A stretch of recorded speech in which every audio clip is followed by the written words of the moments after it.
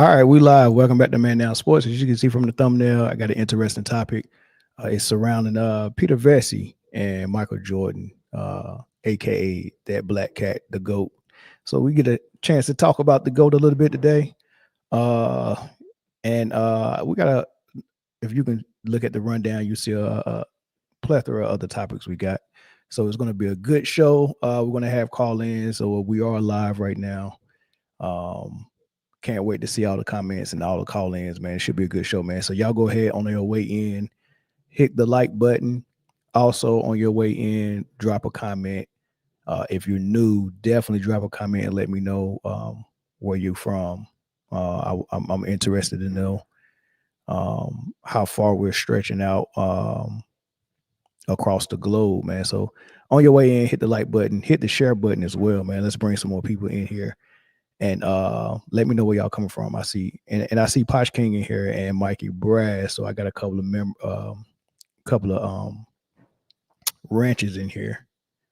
But I need some more wrenches. I need some more moderators in here. Boogie Down Bronze, Duro D's. I played football. Well, I didn't play football. Well, yeah, I played football with a guy last name D's. I don't know if that's how you pronounce yours, but it looked like it might be in there. K Soprano was good. Zara Lion. Suburbs of Chicago. The city people don't claim y'all. That's funny. Make me a mod. Hannibal. All right, man. I need to see you in here a little bit more often. You know, when I see your name, pretty ally. And then we grow. You know, we've grown a little bit over the months, so I think it's time.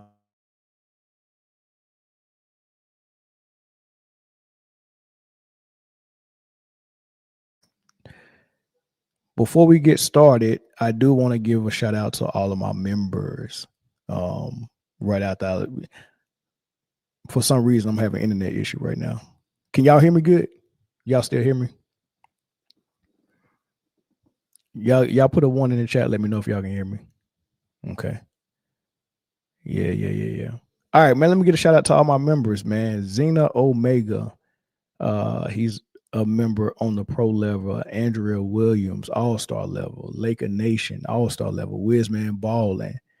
TC12I. Mikey Brass. Sean Gibbs. Kendrian Hardy. Contemporary Domain, I think that is. Metreon. Geo. The Joker 687. Mary Lewis. 6'4" Slim. Simply Hot Takes. Michael Young, Big Al Master Chief. Savon Arnold. Malachi Israel. Scott Merriweather. Ashley H. 6'4" Slim. Did I already say 6'4" Slim? I think I did. Let's go. Where we at? I'm having issues with this daggone. I don't know why I always do this. It's not that serious. Keith Brazell, Big T, WW, Ron Walters, Taco Master, Unspoken Voices, Steve Calvert, E. King, Cedric Franklin, Demetrius Day, James Reed,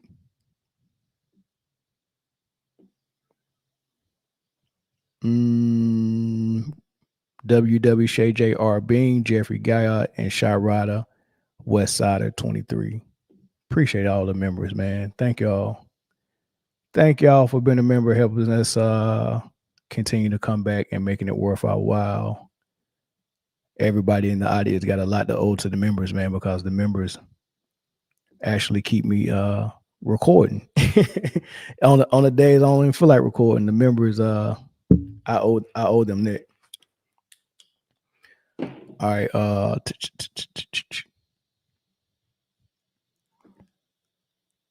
I'm gonna wait for some more people to get in here. Just a reminder of what happened to Peter Vecsey. He was drummed out of ESPN for faking sources he simply made up a story afterward. You know what? Eric Dunn, appreciate you. Your podcast is legit. I appreciate that, bro.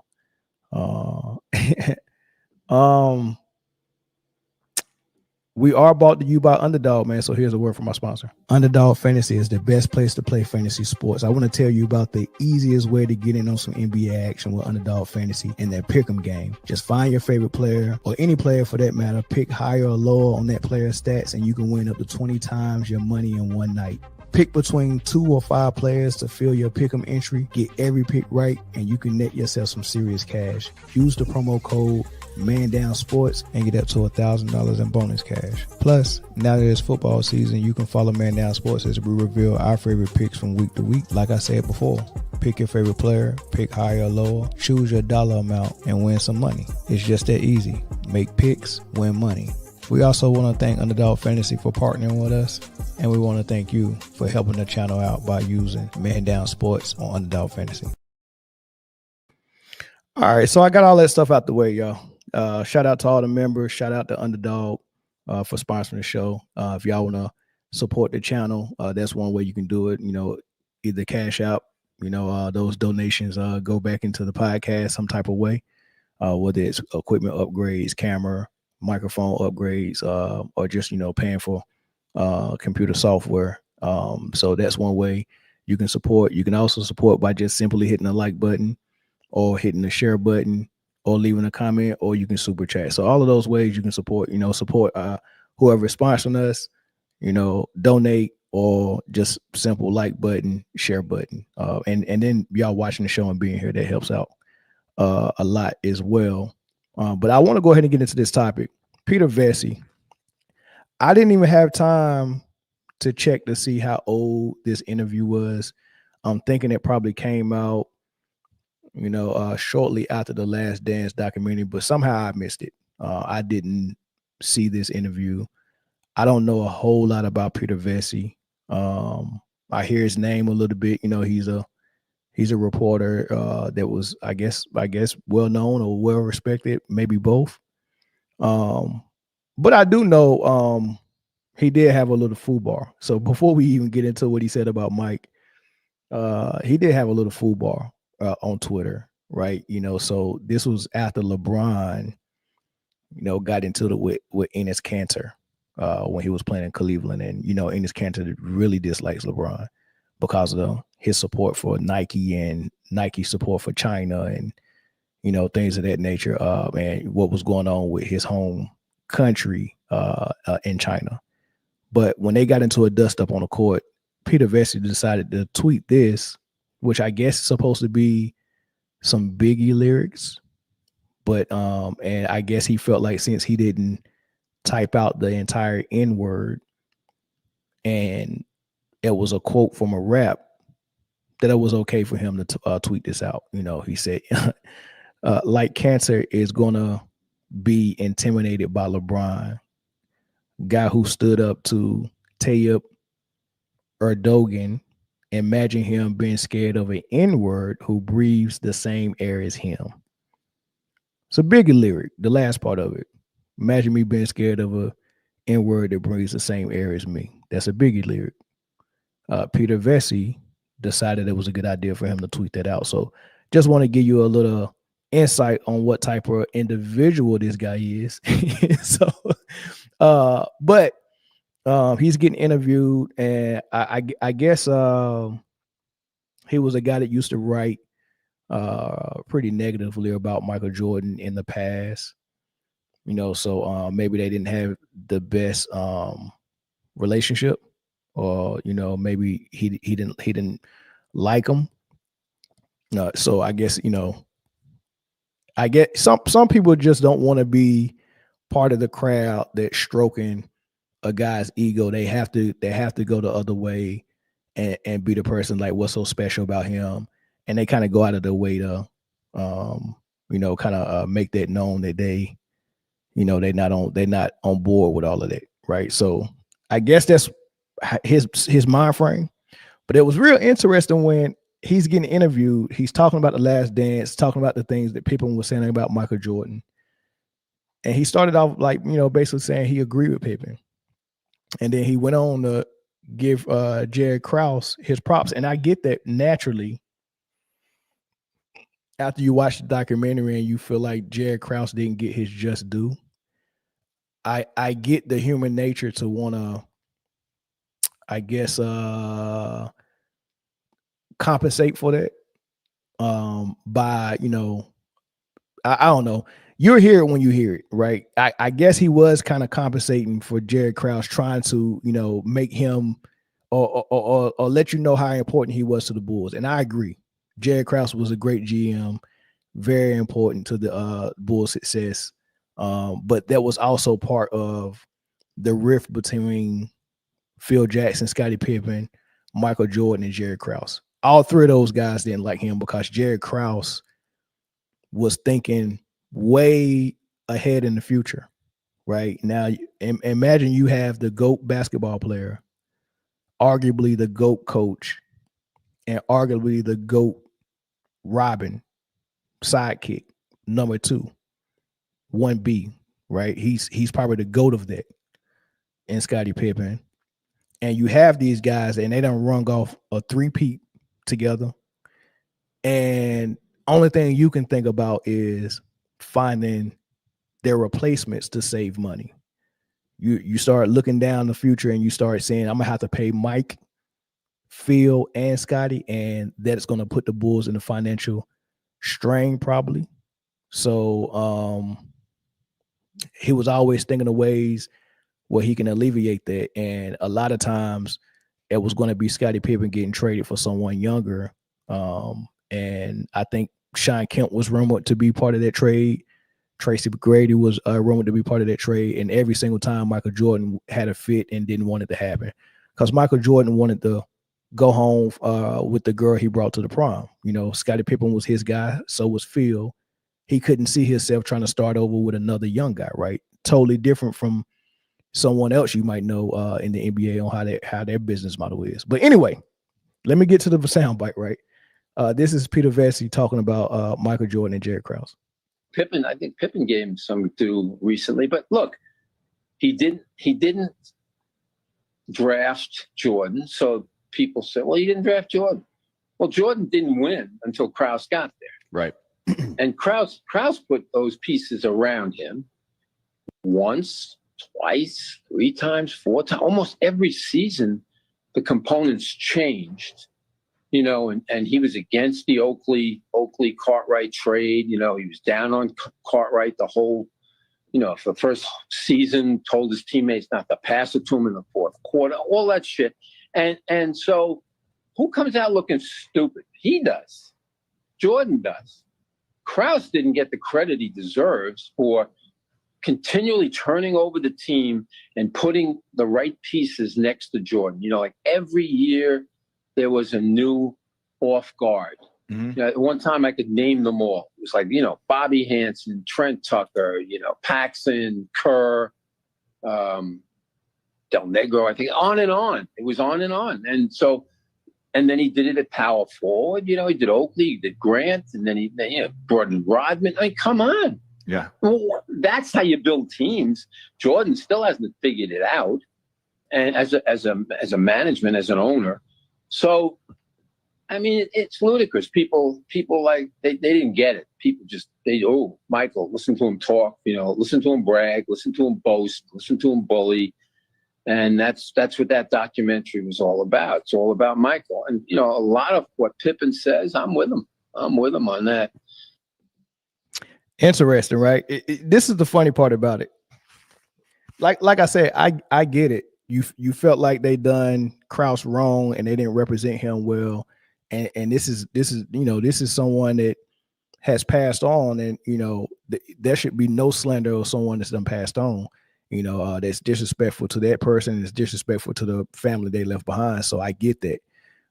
So I get if you go a little bit overboard with inflating how important he was to the Bulls, right? I don't get,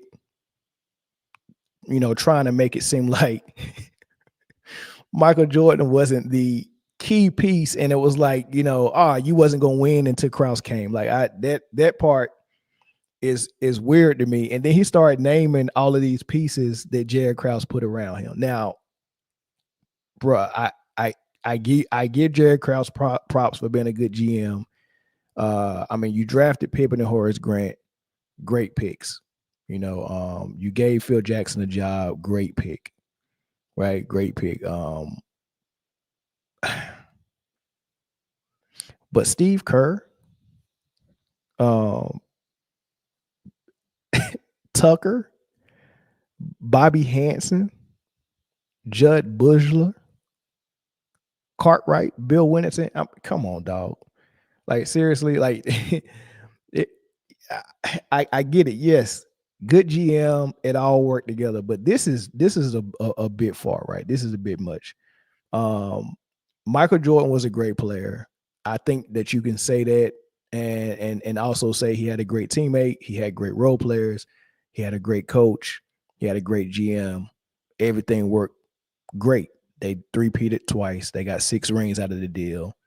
And he was able to showcase how good he was as a player, and we call him the greatest of all time. I think that's cool. So for Peter Vecsey to come out and try to bring Michael Jordan down and make it seem like he wasn't that important and Krause was more important to the Bulls than Jordan was, I think that's pretty low, man. Pretty low, bro. Shout out to Simply Ball Dropping. What's up, big dog? Yeah, I don't get that. I can't rock with it. But I will say this though.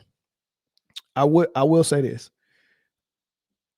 Michael Jordan, what he was the issue with Michael Jordan and not Peter Vecsey, but Jared Krause, was that Jared Krause was always trying to replace his co-star in Scottie Pippen.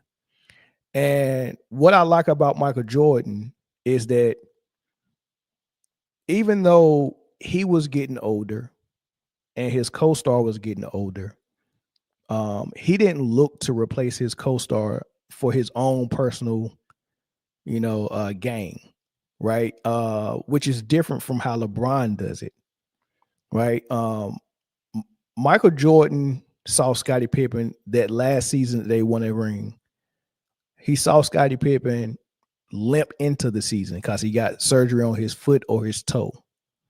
So he missed probably all the way up into the, week after All-Star break. Right. So he missed all the way up to All-Star. It was very close to All-Star break. So he missed pretty much the whole season rehabbing that foot after surgery. Then he kind of limped into the playoffs. He was having some back issues. And then in the finals against Utah, Scottie Pippen back flared up on him in game 5 or game 6 because they won 4-2. It was game 6 where his back flared up on him and he couldn't finish the game. And Mike was like, hey, you got to give it a shot. And Pippen, you can go back and look at it. Pippen had nothing left. He was a decoy on the court. There was nothing he could give Michael Jordan at that time. And Mike and the Bulls was pretty much playing 4-on-5 with Pippen being a decoy trying to act like he can go, but he couldn't go. Right? He couldn't go. Which tells me if they would have lost that game and they went into game 7, they probably would have went without Scottie Pippen. Right? Michael Jordan saying that my co-star is breaking down. And he still didn't want Jared Krause to trade him. Jared Krause wanted to trade him for Tracy McGrady, and I heard the deal was all but done, but Michael Jordan stopped it. Now, bringing in Tracy McGrady probably would have, I don't know, it would have been a different coach because he said he was firing Phil as well. He wanted to keep Mike and retool around Mike with younger pieces. And Mike was like, nah, I want Phil, I want Scottie. Those are my guys, right? I respect it. I respect getting old with your co-star. I respect not wanting to trade him off for a younger player. All because I'm still holding up. My body's still good. So why should I play with a co-star that can't do what he used to do? I just get somebody younger and we'll figure out how to keep winning. Now, why am I bringing that part up? Because I want to contrast that with LeBron James. LeBron James, instead of his co-star getting older, right, he went in reverse. Like he his co-stars don't get older. They're like vampires, right? They're like vampires. They don't age because he keeps swapping them out. Like, so if Scottie Pippen isn't the Scottie Pippen, but let's just say a co-star that's an all-star level guy is a Scottie Pippen. LeBron James, Scottie Pippen never aged because he's always swapping them out for younger guys. As a matter of fact, they're not even like vampires because vampires don't age. They just stop at the age they got bit. LeBron, they're not even vampires. They actually get younger. His co-star get younger every time he traded in. So really, they're vampires, but also with Benjamin Button disease. They're getting younger. So you started out with Wade as your all-star level co-star. And once you start see that his body was breaking down, you leave and trade him in for the younger Kyrie Irving. And you were supposed to ride Kyrie Irving till the wheels fall off. And when he left you, you leave Cleveland and you trade Kyrie Irving in for someone even younger and Anthony Davis. And then Anthony Davis turns into Luka Doncic. Like his co-star gets younger as we go. Vampires with Benjamin Button disease, man. That is insane to me. That's his model. Very different from Michael Jordan saying, I want to get old with Pippen, and I'm seeing his body break down. I'm seeing him getting older, and I still want to play with him. But with LeBron James is like, nah, as soon as you get old, I got to trade you in and get somebody younger, get a younger co-star, get a younger Scottie Pippen, right? That would be a great luxury if star players like LeBron, Michael Jordan, Kobe, players who body held up pretty good. Not like a T-Mac. T-Mac body failed them really early. But, very durable players. Just imagine, Tim Duncan, just imagine if you could just switch teams. I mean, because this is the challenge with a contending team. And this is what's going on with probably a lot of teams. Maybe Denver is going on with Denver. You get players, you might win it, you might make it to the finals, you might make a deep playoff run, and the players that's on your team start to demand more money because, hey, look, man, we got you a ring, we earned it, we deserve it. Of course, the agents is gonna negotiate that way. What happens is you start paying them, and now you can't afford role players for the bench and all of that stuff. And you're paying your starting five, but now you can't get a bench. You can't pay a bench, right? You're priced out, right? When you get to that part,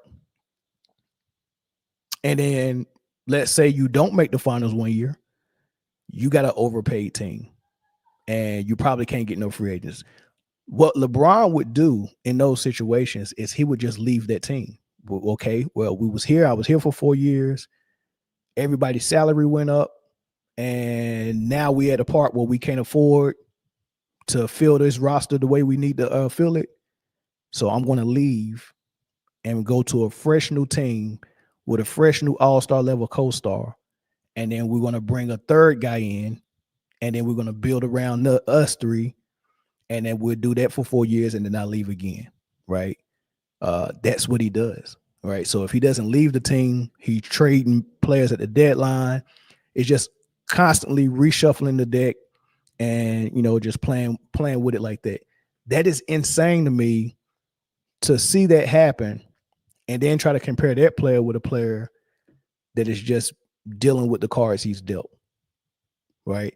And asking for these guys that he built this team with to stay with him the whole time, right? So I think that was very respectable for Michael Jordan. So for Peter Vecsey to try to make it something else, like, oh man, Michael Jordan, Jerry Krause made you, and he's the reason for all the success and all that stuff. Whatever, you can look at it that way, but the way I look at it is, I see a guy that was loyal to the guys that helped build the Bulls with him, which was Phil Jackson and Scottie Pippen. And he ultimately retired because Jerry Krause wouldn't keep them together. So that's my thought on that. And I get into some of these comments. I don't know if I'm gonna open the phone lines up for this. Dan said, I know that might. Okay, they're talking in here. Jerry Krause did not draft Michael Jordan. Rob Thorne did that. So Peter Vecsey needs to shut it. Peter Vecsey. I don't know. Did anybody know when he said that? When his interview was? I don't even know when this interview was though. But yeah, I think I just thought that was interesting, man. Mikey Brad said Pippen couldn't jump at all and still play defense. Exactly. He gave it a shot. And and Pippen owed that to him. Cause I mean, when Pippen couldn't go with the Detroit series for that migraine, I mean, I think he owed that to him. And then I think what was it, that series or the year before that, he just seen Michael Jordan do the flu game. So I think I think Pippen was like, yeah, even though I don't want to play and my back is that jacked up, he went out there and gave it a go anyway. And I thought that was dope, man. That's what happens when your leader will run through a wall for you. At some point you got to return the favor.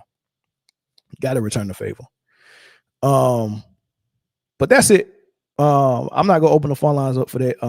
I do want to get into what just recently happened. We had breaking news, right? And it was Coach Mike Malone getting fired, right? Not just Coach Mike Malone, but the GM Kelvin Booth as well.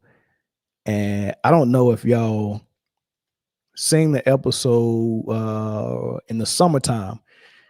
I had did the episode because I kind of caught wind of some stuff that was going on. I think right before Jamal Murray signed his extension, there was a report that came out that Mike Malone in the front office was having some issues, but they didn't say what they was having issues for.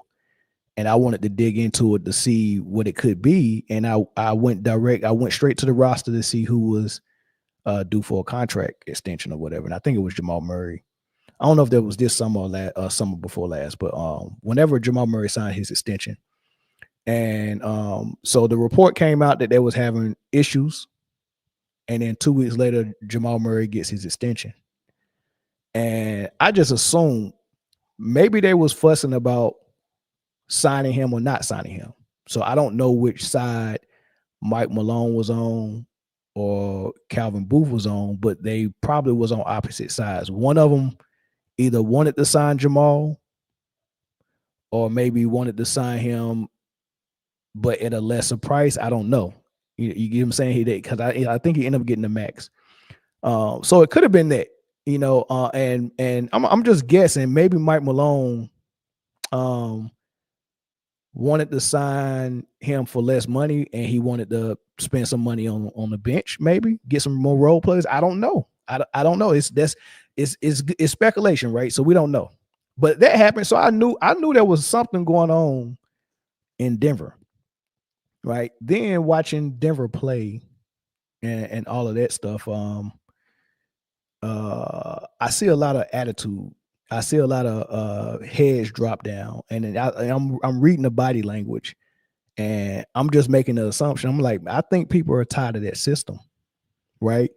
The noise around Denver is very loud. This is the same issue that players that play with LeBron James have, because the media and LeBron's fan base are so diehard for LeBron.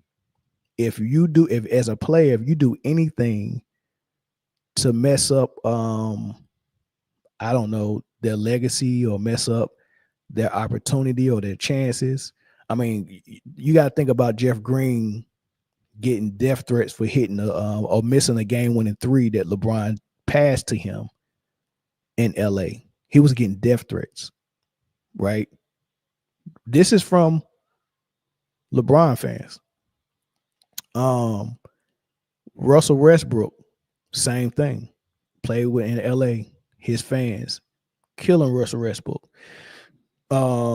It got down to his wife had to say something about it. You know what I mean? So this is the type of behavior that happens around LeBron, but it's now happening around Denver and Nikola Jokic. Nikola Jokic has a fan base that's very similar to LeBron's, where they're blaming teammates, coaches, GMs. They're blaming everyone. Jokic can miss 15 defense assignments in one quarter. And if they lose, they're going to blame some other player every single time. Right. So I knew something was going on. And I always thought that Mike Malone probably wasn't coaching Jokic the same way he was coaching everyone else. I mean, there's no way Jokic could be this bad defensively and he's not getting called out every single time they do film study. Like, you've got to be calling it out. And in my opinion, I don't think Coach Mike Malone was calling Jokic out like that at film study.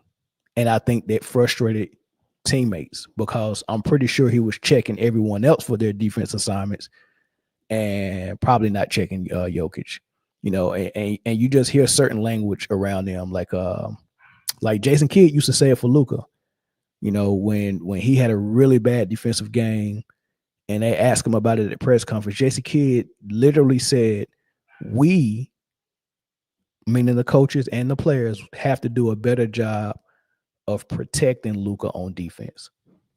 And I almost lost it. I was like, wait, you mean to tell me y'all calling this dude a top 1, top 2, top 3 player? And I'm talking about Luka and Jokic. And the coaching philosophy is we have to protect them on defense. Name one superstar player that has ever been considered top 3 in the league that was a liability on defense, so much so that the defensive game plan is to protect him. We have to scheme our defense in a way to where he won't get cooked and give up layups constantly. A player that can't even hold his own on the floor, and we're considering that the best player in the league. So Mike Malone has that same type of attitude. We have to protect Jokic. And that's why they always get players like Aaron Gordon. Like, I seen Aaron Gordon one game guarding Kevin Durant. That's a tall task. Did a fine job. I seen Aaron Gordon guard LeBron James. Did a fine job. I seen Aaron Gordon guarding Shai Gilgeous. I seen him guarding Anthony Edwards. I also seen these are big wing guys, right? Just like Aaron Gordon. But guess what? I also seen Aaron Gordon guarding freaking Steph Curry. This dude is like Aaron Gordon. Aaron Gordon has to guard everyone that can score. And the philosophy is to protect Jokic from getting cooked. I mean, I'm telling you, man, this is when our World Breaker said, I will confess Mel was right about Luka all alone. Don't deserve praise of being a top 3 player in the league. Luka not even better than LeBron this year, if we're keeping it real. Yeah, I mean, it's kind of hard to get these dudes praise, man. So and Mike Malone also was one of those dudes that come to the press conference lobbying for MVP for Jokic. Like, a lot of people say, Embiid was begging for the MVP and he got a sympathy MVP. Jokic don't have to do that. Well, I mean, English is Jokic's second language, so he ain't gonna talk much anyway. But Mike Malone does it for him. Mike Malone would go to the podium. I remember the year that Embiid won the MVP when everyone was talking about Jokic, no defense, Jokic, stat pad, and all this stuff. And Mike Malone comes to the podium talking about the MVP conversation is toxic, and all this stuff. And it's toxic when it shifts to talking about someone other than your player. But when they were saying that Jokic was the favorite, it wasn't toxic. When they was telling all the people that was watching ESPN why it's Jokic, also telling why it's not the guy that's in second place. Right? It goes both ways. If you get a shift toward one player in the media, that means that it's the opposite for the player that's competing against him. So it's been years where people will talk about what Jokic is doing and why he deserved MVP. And then on the flip side, to tell you whoever is in second, this is why he doesn't deserve it. It wasn't toxic then, but when someone was saying, well, Embiid, better record, plays defense, he's this and that, he's even in the conversation for defensive player of the year. He's leading the league in scoring, like all these things that was going for Embiid, and they would say, oh yeah, and Jokic, I mean, he don't play defense and he's stat padding. Oh, now the MVP discussion is toxic. That was 2 years ago. It was toxic. Then he comes in this year and like a week or two ago, comes in and says, if you're not voting for Jokic, if he's not your front runner, you're an idiot. Dude, talk about the game and figure out why the hell y'all can't figure out why y'all 25th in defense. Why are y'all giving up that many points? Figure that out and stop trying to talk about MVP. And if you're that concerned about MVP, that lets me understand why you have designed a offense that pads Jokic stats. You designed that offense for him to get all those stats. You decided that Jamal Murray, you're a point guard, but I'm going to let Jokic run the point most of the time so he can get the assist. Westbrook, you're a backup point guard, a top 75 player, an all-star, Hall of Fame, someone who's averaged 10 plus assists multiple times. You can't run point over Jokic either. So he's the primary point guard, which makes these true point guards like Jamal Murray and Westbrook have to figure out how to play off ball most of the time they're in the game. Like, I think that's disgusting. Like, anytime you do anything that's unnecessary, and you're probably stat padding. It's not necessary for Jokic to run point center. It's not if I'm coaching Jokic, I would tell him, I know you can pass. You're going to get your assist when they double you in the post, just like Shaq did. You're not running point. I'm sorry. I got 2 point guards. We have to figure out something. The way what we're doing now is getting you stats and MVPs, but it's not getting us to the finals. So I have to do something different. Like, you can't keep doing the same thing. I have to do something different. Right? It's getting you stats and MVPs, but it's not getting us to the finals. Right? So that's what I would tell them. Yeah, we got to do something different. We have to have a different offense. And I get that you can pass. So could Chris Webber. He could pass. Shaq could pass. Vlade Divac could pass. Sabonis could pass. So many bigs could pass. But just because you can pass very good, our friend Sengun over in Houston can pass just as good as Jokic. He's probably the second best passing big man in the league. Sabonis, the son that plays for Sacramento now, can pass. That doesn't mean you get to run point center. Right? There are big men that played in the 90s that can shoot threes. But that doesn't mean that I'm going to design my offense for you to get threes when you're 7 feet. I need you down low. That's where your real advantage is at. You can get threes off schedule, but I'm not going to design for you to shoot threes. I'm going to design for you to be in the paint. That's why I need you, right? If you're a big man that can pass really good, that's great. If something happens off schedule where you get a rebound and it makes sense for you to go coast to coast, great. That's cool.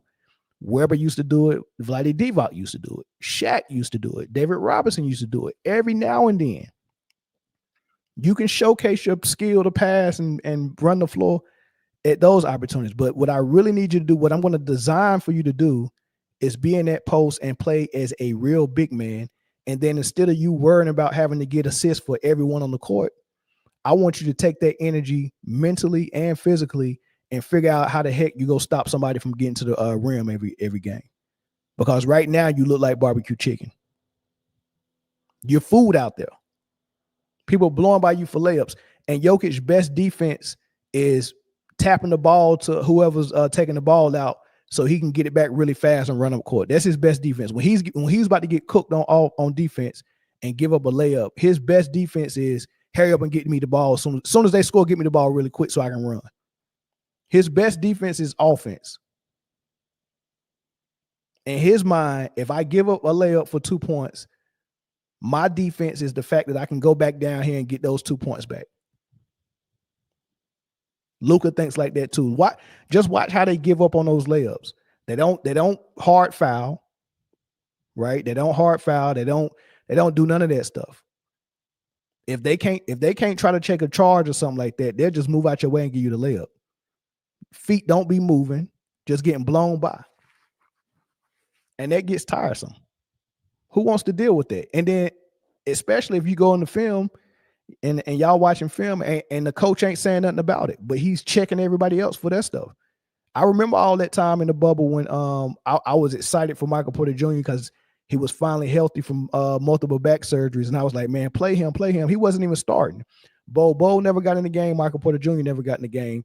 And then if he did get in the game, if he made one mistake on defense, he was benched. He had to go to the podium in the bubble and say something about that. And everybody said, he was, I don't know, a bad player for talking about his coach at the post game.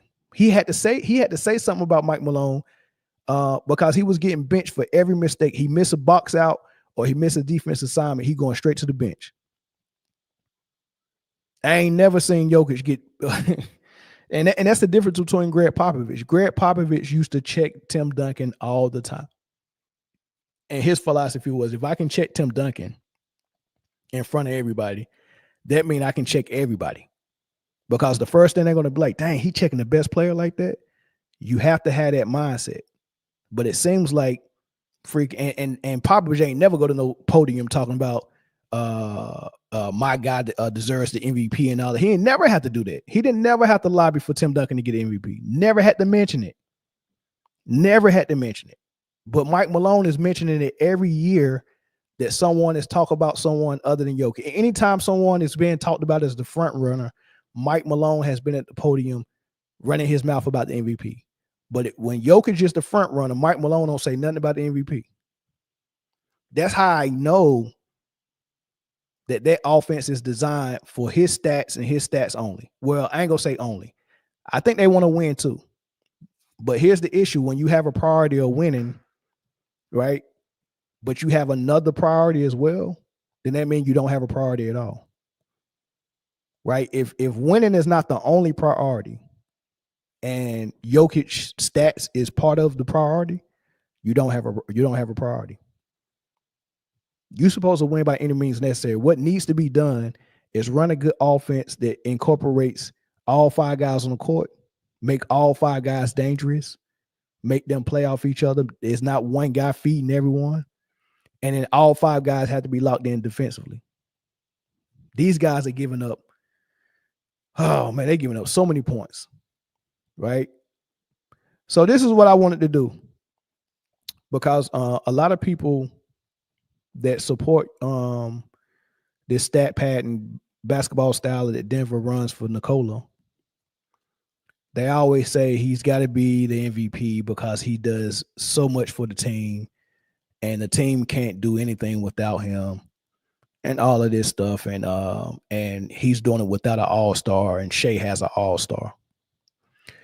And I thought that was funny because he's in the West, and there's another guy with another team that's also in the West who's number 2 behind OKC, and that's the Houston Rockets and Alperen Sengun, who was all-star this year. So I want you to see how this parallels. Nicole, they call Sengun Baby Jokic because he's a great post player, great post moves, great footwork, and he can pass his butt off just like Jokic, right?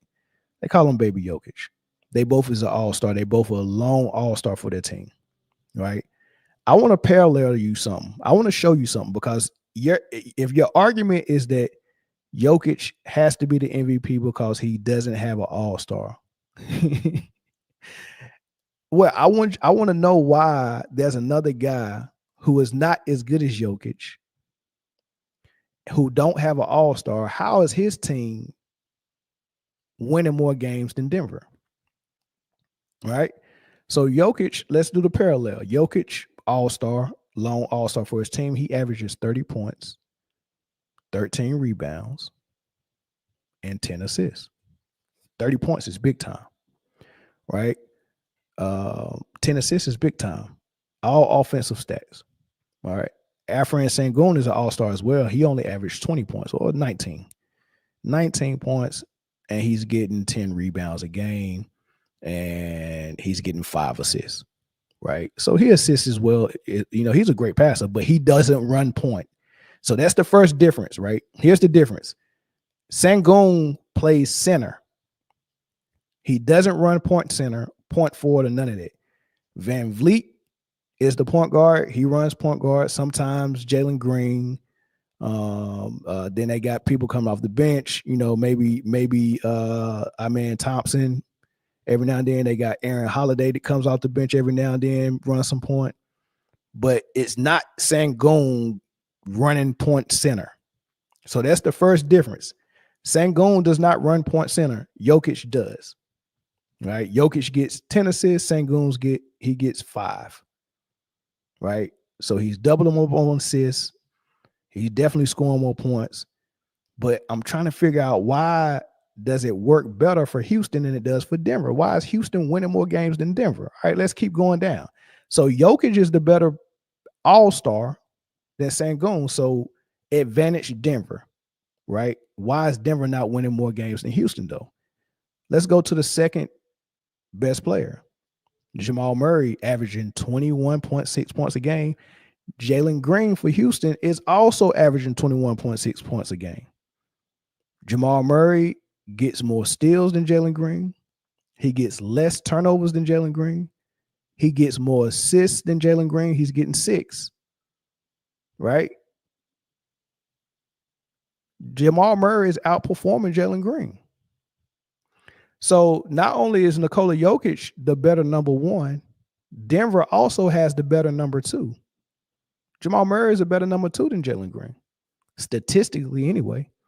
But people would tell you, because Jamal Murray is not an all-star, that means Denver and Nikola got this perfect excuse why he should be getting the MVP and why he's not the number 1 team and why he's not winning as much games as OKC. Because OKC got this stacked super squad, according to Jokic fans, right? But Denver has the better number 1 and the better number 2. What about the number 3? Who's the number 3 for Denver? Michael Porter Jr., averaging 18 points a game. Who's the number 3 for Houston? Would you say Dylan Brooks, averaging 14 points a game? I would say Michael Porter Jr. is better than Dylan Brooks. So the number 1, the number 2, and the number 3 for Denver is better than the number 1, number 2, and number 3 for Houston. All right, let's go one more step. Let's know who's their number 4. The young boy Christian Bryant, averaging 15 points a game. The number 4 for Houston, I would say Amen Thompson, averaging 14 points a game. So Amen Thompson and Bryant, I'm going to give Amen Thompson the nod. I think he's a better player than Christian Bryant. But Christian Bryant's averaging more points. That's interesting, right? So number 5, I would say probably Van Fleet. He's their starting point guard. He's averaging 14 points. And I would say Aaron Gordon would probably be the number 5. As a matter of fact, swap that. Aaron Gordon would be the number 4, not Christian Bryant. And that's a toss-up. Aaron Gordon or Amen Thompson. They both are the defenders for their team. They both average 14 points. I think Amen Thompson get more rebounds than Aaron Gordon, though. So that's a tough one. I would say Aaron Gordon and Amen Thompson, that's a wash. And then you got to match up Christian Bryant with Van Vliet. Christian Bryant averaging 14, Van Vliet averaging, Christian Bryant averaging 15, Van Vliet averaging 14. I don't know, but definitely the first 3 players advantage Denver. So why is Houston winning more games than Denver? If Denver have the advantage with their starting lineup, I guess you can say their bench. Maybe they don't have the depth, right? I guess you can say their bench. But here's what Denver is giving up defensively. Look all the way down here at number 25. Denver Nuggets, they're giving up 117 a game. They're scoring 120 a game. So they're scoring a lot of points, right? Denver is scoring a lot of points, but they're giving up a lot of points. And that's the major difference. The major difference is if you look all the way up top, you see number 5, Houston. They're in the top 5 in points against, right? And Denver is number 25. So the difference is Denver has all of this offense, averaging 120 points a game. They got all this firepower, top 5 in assists. They got a player averaging 30. They got a player averaging 21. The points are covered. The issue is on the defensive end. And we know Aaron Gordon is their best defender. But we also know that Jokic is the worst defender. The difference between Sengun and Nikola Jokic is Sengun is he's giving maximum effort on defense. ML Doko has them playing great defense. I seen a game last week where Jalen Green was benched. They was losing. They needed Jalen Green in the game. Udoka had him on the bench, probably because he was missing defensive assignments. Benched him. He's the second best player. Benched him.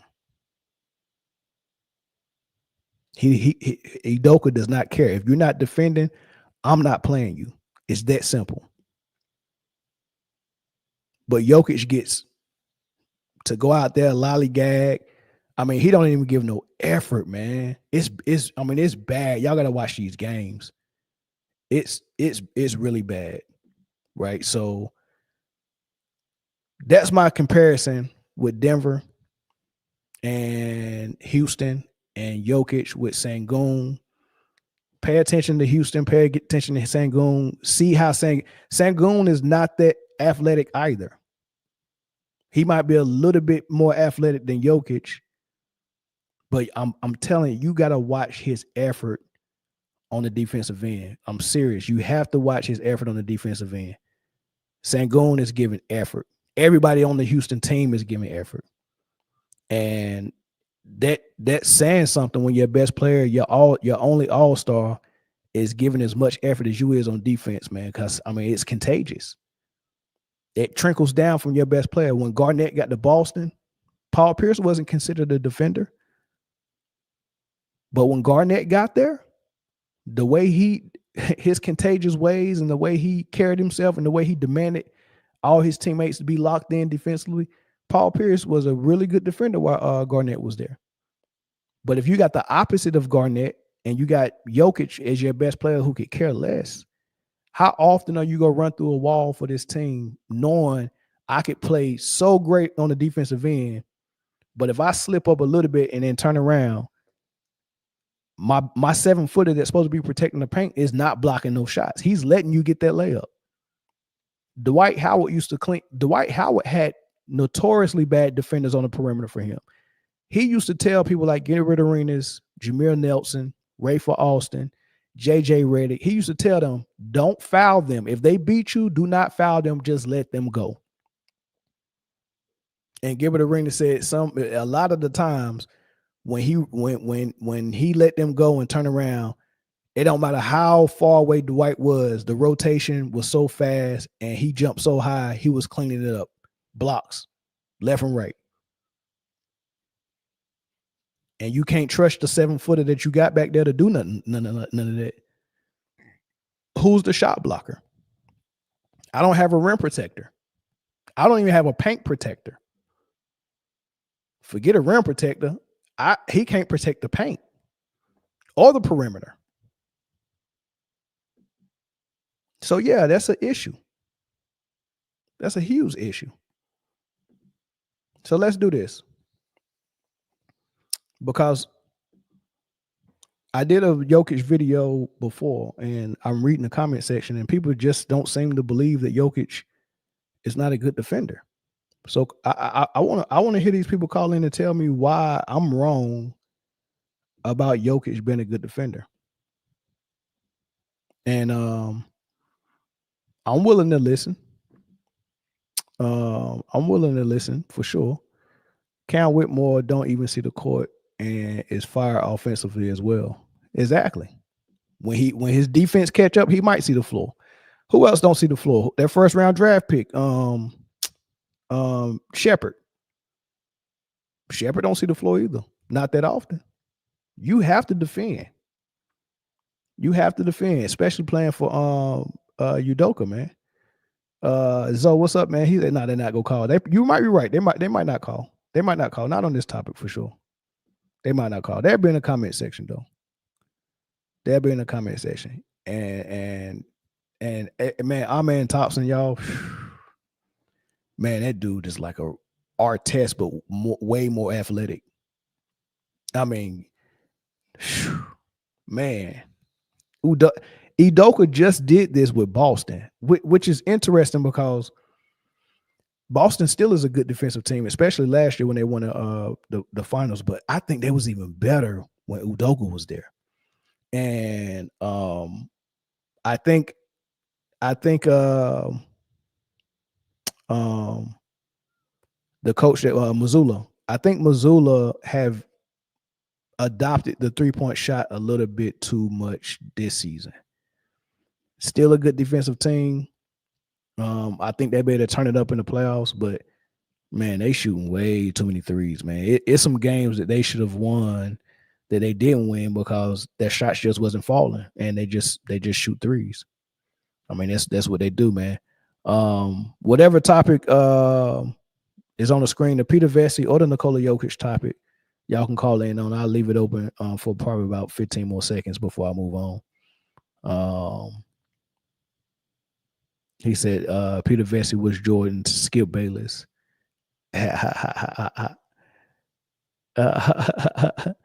He said, I got to see these Jokic stands call up. Man, they never do, man. At least LeBron fans got heart enough to call, man. Young Disciple will call up here and cap for LeBron. These dudes know they fighting a losing battle. They I mean, how can you call and say, yeah, no, but Jokic is a good defender because he gets 1.4 steals a game. He's bro, if I read some of these comments, they somebody told me Jokic is Denver's best defender. I said, how? He said, because he averages 13 rebounds and 2 steals.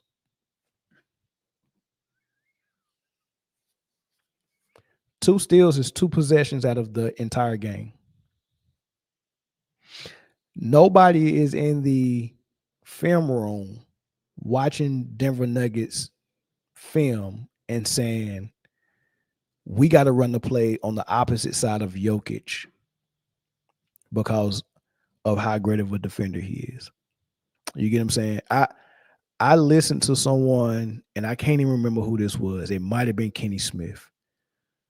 As a matter of fact, it was Kenny Smith, saying that when they was in the film study and they was talking about how they're going to attack the Bulls, they would purposely run the play on the opposite side of Michael Jordan because he was that much of a thief with steals. No one's saying that for Jokic. No one fears Jokic as a steal thief. He's not Gary Payton. He's not Hakeem Olajuwon. He's not David Robinson. He's not Dennis Rodman. He's neither of those guys. He's not a good defender. You cannot use defensive rebounding and 2 steals to tell someone that Jokic is a good or great defender. He's not even average. He's below average. He's a liability. Everyone knows it. Jokic knows it. Mike Malone knows it. Jokic's teammates knows it. He's not a good defender. Defensive rebounds don't make you a good defender, just like offensive rebounds don't make you a good offensive player. Dennis Rodman was a great offensive player. I'm sorry. Dennis Rodman was a great offensive rebounder, but that doesn't make him as good as Michael Jordan on offense. Jokic is a good defensive rebounder. That does not make him as good as Hakeem on defense. He doesn't block shots at the rim. He doesn't challenge shots at the rim.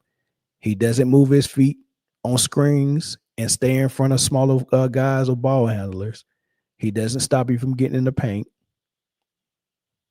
What defense are y'all seeing? But yeah, I digress.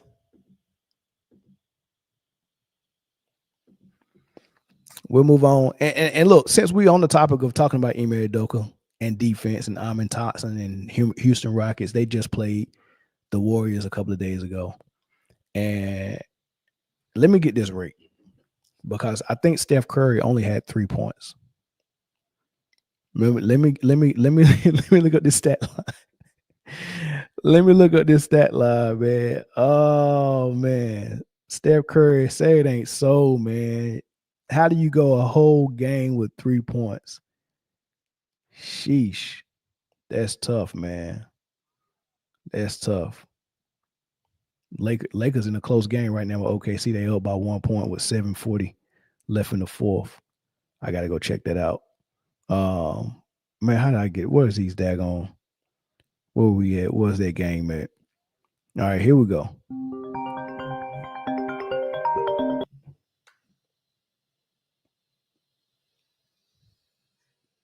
Hello. Hold on. Yo, can you hear me? Yeah. What's good? What's your thought? Hold on. Let me look at this stat line for Steph Curry. Steph Curry had 3 points. He was 1 for 10, 1 for 8 behind the arc. All right. So what's your thoughts, man? Nikola Jokic. Okay. I guess for all the Nikola Jokic defenders out there, I just want to know when the last time he finished in the top 3 for Defensive Player of the Year since he's been in the league. That's a good question. And that's all really for them saying that he's such a good defender. I mean, of course he in voting he's had to finish like in the top 3, right? So I challenge any one of them to pull that stat, find that out. That's all I got to say.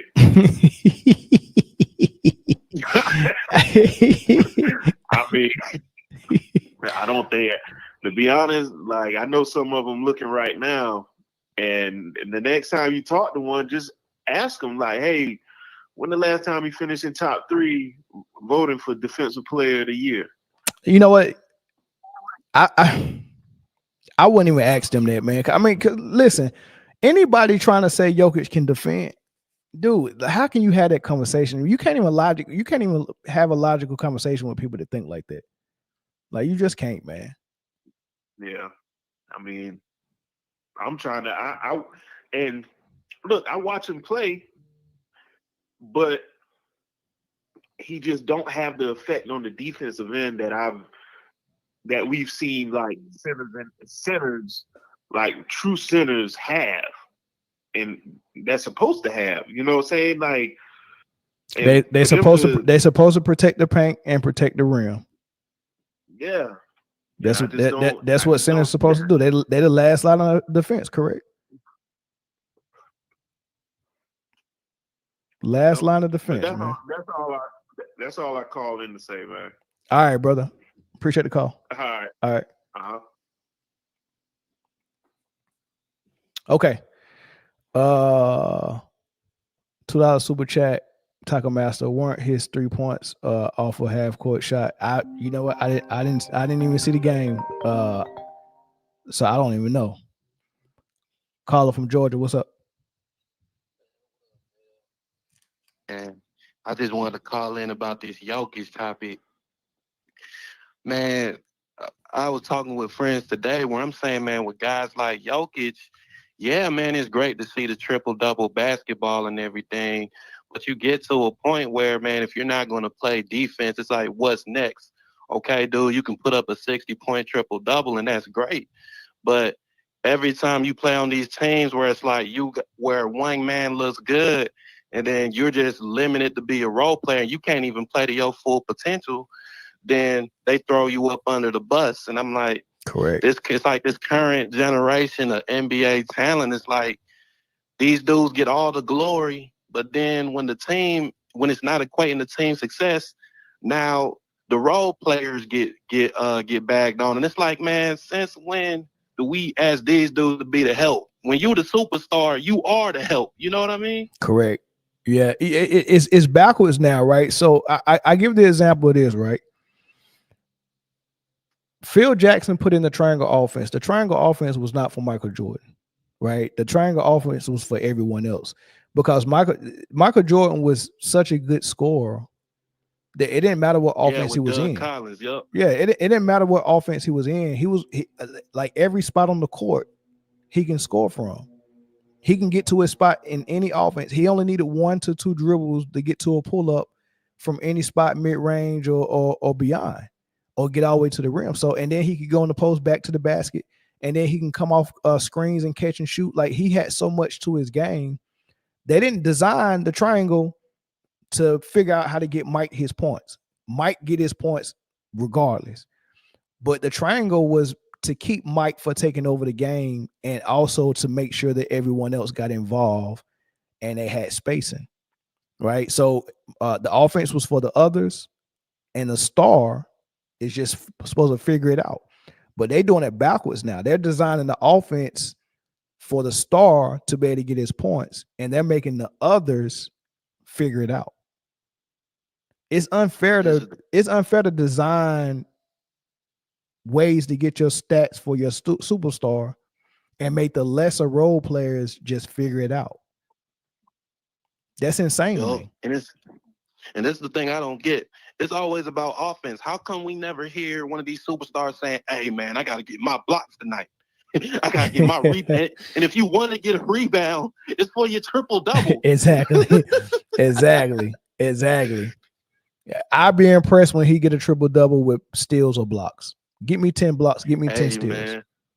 Shoot, Dave Robinson did a quadruple with all that. So you know that's what I want to see from Jokic next. Yeah. Get me 10 steals, get me 10 blocks as a 7-foot center, and I'll be excited about that. But anything else I can't get with. But all right, man, I got another call. Man, but quick question, man. What's your opinion on these dudes saying he's like the new age Wilt Chamberlain? He can bang out with Shaq in 01, man. Hold on. Well, no, I don't agree with that. He can't do anything with Shaq.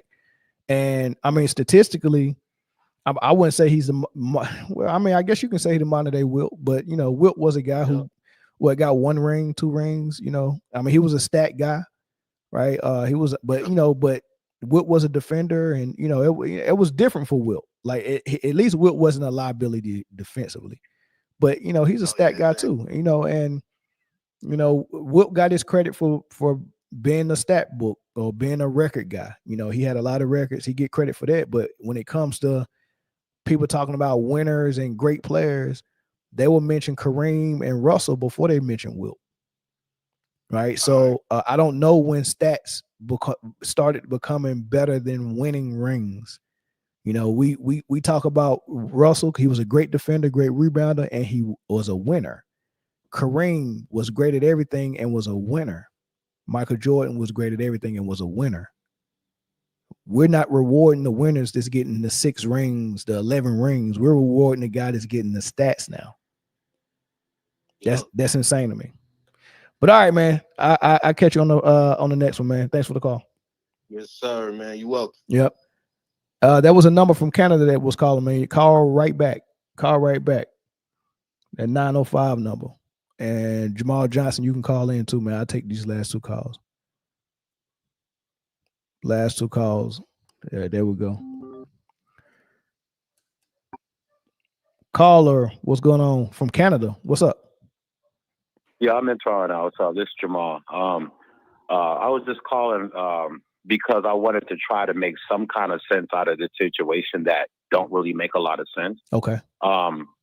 Number one, what I think is going on with Denver is that the only thing that can make sense, I'm going to do my best Rick Bucher impression, and that is it's beef, it's problems on the court and a lot of beef in the management situation. So, for example, yes, that they weren't buying what Mike Malone was selling, so they weren't hiring Jokic on defense as well as they was back in 2023. Mm-hmm. Similar how Golden State used to hire Curry on defense and whatever, right? That happens with star players who can't defend. But they were being very lethargic. And then on top of that, you had this serious, the beef was really cooking between Mike Malone and Calvin Booth. That's why you notice they got rid of both of them. So I think the only logical thing, why is this guy dissing Canada? Well, I'm American too, by the way. But yeah, the only thing, I'm from Chicago. So, but yeah, the only thing that makes sense is that they were probably, like Rick Bucher said, they were throwing a Hail Mary, right? They were like, you know what? This situation is not good. We're going to try to do our best. We don't want to just throw everything away, but we can't keep things as it is. You see Mike Malone, he's constantly yelling at everybody, and they're just kind of whatever. And then you got the beef between him and Calvin Booth. And so as a result of that, I think that's why you got the situation you got now. And the reason Jokic is getting treated with kitty gloves is because the way it's seen is that, look, Jokic is being Jokic. He's been the same guy. It's the team that's messing up, and we're blaming Mike Malone for that situation and Calvin Booth for that situation or not. I guess he couldn't get back all the players that they had on that 2023 squad because of the new salary cap or whatever. Mm-hmm. But even still, I mean, Scap Attack was going crazy on Calvin Booth. He was, I can't believe he's a great, great coach, Mike Malone. He's a good coach. But it was obvious that the players were they're not buying in. They're being real lethargic. He's talking and it's going in one ear and out the other. Well, I'm gonna tell you why though. I'm gonna tell you why. He lost that locker room, and you can't keep. I already explained that Popovich would purposely chew out Tim Duncan so he could always have the guys below Tim Duncan understand that if I can do this to Duncan, I can do this to anybody, right? And and I'm telling you, this brother. Like for one playoff run, if the game plan is we know Jokic can't defend, and we're gonna put so much work in to make sure we cover that up for him. That's all cool and fine and dandy, especially when you get some type of reward for it, right? But when all the praise is going to one guy, and you got people like Aaron Gordon and Bruce Brown and freaking Caldwell Pope, who knows for a fact if it wasn't for us defending for him, this wouldn't be possible. So even subconsciously, even if they don't know that they're giving less effort, they're giving less effort because when you're putting all that work in and no one's praising you, no one's giving you credit for it, all the credit is going to one guy, and then when we lose, it's our fault. They can't get with that. They can't get with that. And Mike Malone wasn't demanding that Jokic get better as a defender. He was just covering up his bad defense, and people just got tired of it. Like, dude, you killing us on defense in the film room, and you're not saying nothing to this dude. And he's the one that's breaking down all the defense, and you're not saying nothing. A coach can't keep his locker room like that. Before you go, let me play what the owner said. Did you hear the owner's interview?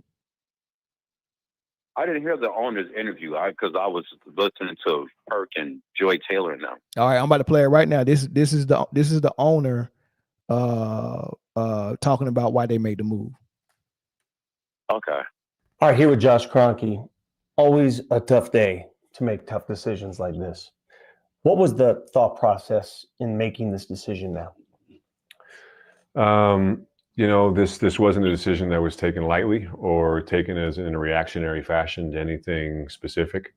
Having observed our group over a very long period of time, what I would say is that, having observed that group over a period of time, there were certain trends that were very worrisome to me at different points in time.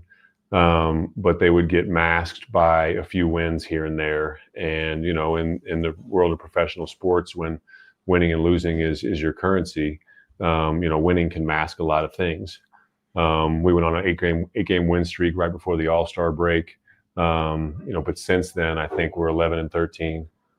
We've lost our last 4, and we're trending towards a direction that I thought would probably be a very near end to our a very near end to our season in the near future.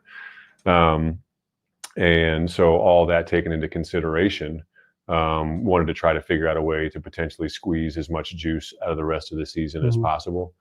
And I think that, after talking with my father in recent days, we came to the decision that we were going to be changing these roles at the end of the season.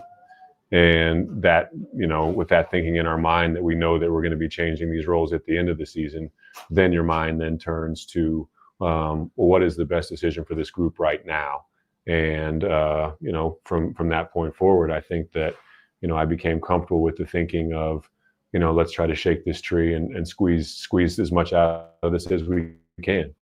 And that's where we arrived at with the decisions today. He said two things. One, they was going in a direction, or he kept seeing trends that he didn't like. And two, he said they was gonna make this move in the offseason anyway.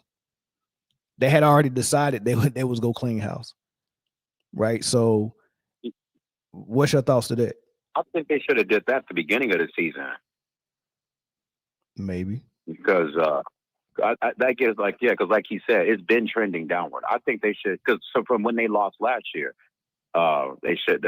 I think that's when this move should be made. Because like I said, we've been seeing this team going downward for the last year. Yeah, it's over. It's over, man. But yep, I appreciate the call, man. I'll catch you on the next one. Yeah, thanks for taking my call, man. Man, no doubt. Thanks for calling.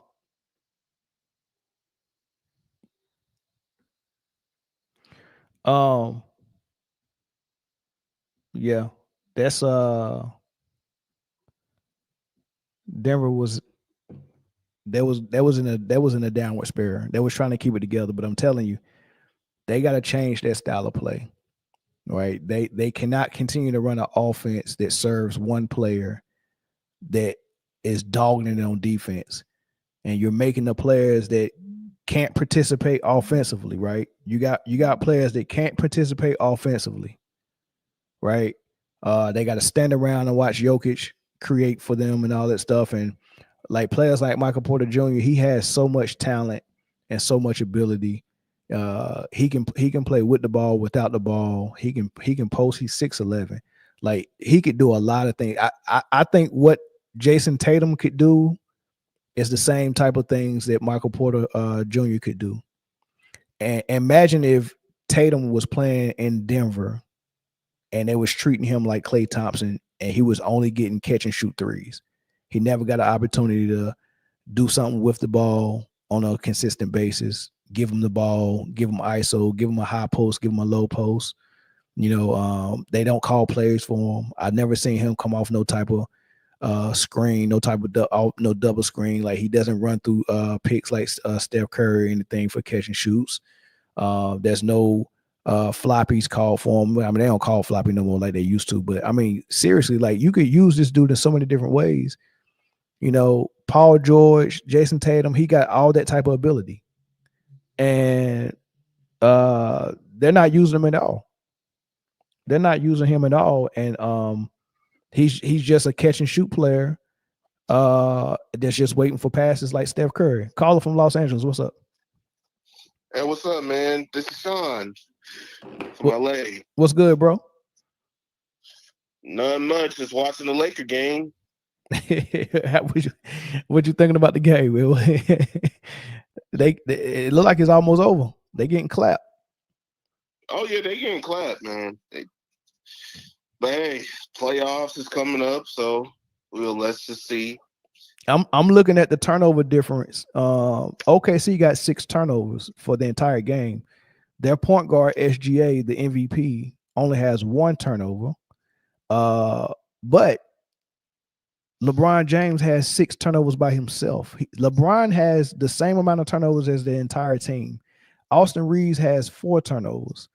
Luka Doncic has 3 turnovers. And they got 18 for the game. That's the game right there. 18 turnovers. And that's despite the Lakers got more free throws than OKC in this game. Like in the last game, OKC had more free throws than the Lakers. But on this game, OKC got less free throws, and also that's while even having that much turnover. So yeah, that's crazy. That's crazy. But I'm also looking at the foul difference. The MVP he ended up with 42 points, but I can't wait to watch this replay. But they must have been killing him because he almost fouled out. He got 5 fouls. He's got 5 fouls. Yeah, Caruso off the bench got 4 fouls. The entire starting lineup has 3 fouls. Jamal Williams, Lou Dort, Chet Holmgren, Hartenstein, all 3 fouls. Then when you go over here and look at the Lakers side, somehow the Lakers must got the best defenders on the world because Luka Doncic, the worst defender on earth, I don't know how he survives a game with one foul. How does LeBron James have one foul? Hey man, it's 2 words, man. Adam Silver. He got that black diamond privilege, man. Dude, that don't make no sense though. Luka and LeBron both got one foul, but the entire starting lineup for the Thunder got at least 3, and the best player on the Thunder got 5 fouls. Yeah, I mean, at the end of the day, LeBron has the referee advantage, and you either have to outscore him or by any means to try to to make better plays in situations like if hey, I wanted to get into the foul line, but if the referees don't really believe me, I had to do other things in order for them to persuade, like, hey, I need to get in that foul line. But yeah, I'm calling about the Mike Malone situation. Okay. I'm shocked. I'm a Laker fan. I'm shocked. I can't believe they fired Mike Malone. Why not? I just, huh? Why not? I mean, I am shocked. I'm not saying I'm not shocked. I'm saying I am shocked they fired Mike Malone. Yeah, but I'm saying, why you shocked though? You knew something wasn't going right with Denver. They're not gonna they can't get rid of nobody at this point of the only change they can make is the coach. It's a temporary fix. It's like, okay, yeah, they're losing games, but that's somewhat normal. Like, okay, we're losing games, we're kind of losing momentum and like going towards the playoffs. That's not really a big deal enough to tell you, like, hey, I need to fire this guy. Mike D'Antoni have been losing games before the playoffs came, and he didn't get fired. He still have organizations to still hire him for coaching. Right. There's tons of coaches. This is, to me, I look at 2 different scenarios. It's personal. Either it's personal between Malone and the Nuggets organization, or Adam Silver just negotiate. You know what I mean? I look at those 2 scenarios. I don't believe Jokic is the reason why he actually got fired. I don't see it. You know what I mean? I get it. You know what I mean? I criticize Jokic for his defense in some parts of his game, but I can't see it because he never was that type of guy that used his power to fire people just because he just don't like him. I just don't see it. You know what I mean? I know other people said like, oh man, it is maybe because of Jokic, because he's not like he's still like the modern day players, but I don't look at it that way. I just don't really see it, unless of course I see some evidence. I can't say that he actually fired him because he don't like him, because Mike Malone and Jokic has been together for over 10 years. You know what I mean? When Jokic wasn't even Jokic. It doesn't make sense. It doesn't make sense to fire someone like that when you actually have been around for 10 years, you won your first championship, and then suddenly like you got fired because you just don't like him anymore, when that's not the vibe. He still doesn't even blame his teammates for the losses. I just can't see it. I just look at it as like, oh man, this guy, the guys in the back is, have a personal conflict with me. Yeah, I mean, the only thing that makes sense for me is, especially at a time like this, right before the playoffs, the coach had to have either lost confidence for the front office in him. So maybe the front office lost confidence for whatever reason, or maybe he lost the locker room. That's complete nonsense. It can't be. It can't be. It's nonsense to fire somebody for no reason. You know how many coaches who lost multitude times and that they never get fired before the playoffs? Well, let me ask you this. If you was a front office or owner, would you fire someone for no reason at all? I wouldn't fire Mike Malone. What the hell am I thinking of? I'm just telling it has to be a reason though. ain't no reason for you to fire someone who is probably your best winning coach of your franchise. That is the stupidest thing you ever done to yourself. Like, it's like saying, like, okay, I'm mad at this chef because he did not make my steak medium. He make it medium rare or whatever. Yeah. That's not mean to say that the steak is bad. It's like, hey, bro, you know me. Next time I come over here, make my steak medium. A temporary fix. Hey, they want to win. This is This sounds like a motivated owner that wants to win, and he didn't see winning following what was going on. Man, How do you turn this team into a winner? A winner? Yeah. Bro, you already have it. You destroy your winning. How do you turn how do you turn this team right now as constructed if they still had Mike Malone? How do you turn it into a winner? Because this team right now ain't going nowhere in the playoffs. They just got swept by Minnesota. Didn't Minnesota beat them? Yeah, they got swept by Minnesota this year. Every game they played Minnesota beat them. So they can't beat Minnesota. That's not Mike Malone's fault, though. That's not. Mike Okay, Malone's so whose fault? whose fault is it? It's the players. Okay, so which player are you about to fire? If you want to hold on. If you want to change and you don't like what you're seeing, you can't get rid of the players. They're under contract. That you just can't fire them, but you can fire the coach. So obviously you're not the right man for the job with this roster that we have, and we can't get you another roster. I just think that they need to. If my team is losing, and also there's nothing for us to do about it, we gotta make solutions for the next season. It's simple. It's not like their solution is a coach that can handle this roster. Who's gonna handle this roster? I don't know.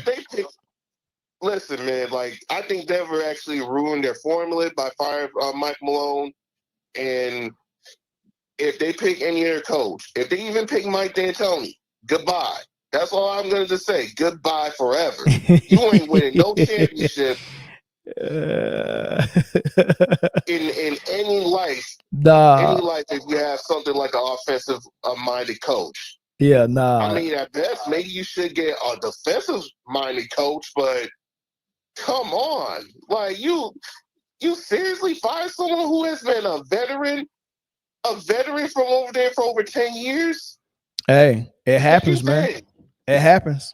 Nah, it happens. Man, that's something spooky. It's something spooky in this world. I'm telling you what. All right, so put it this way. What was it when Dallas couldn't keep Rick Carlisle and he just walked and went to Indiana?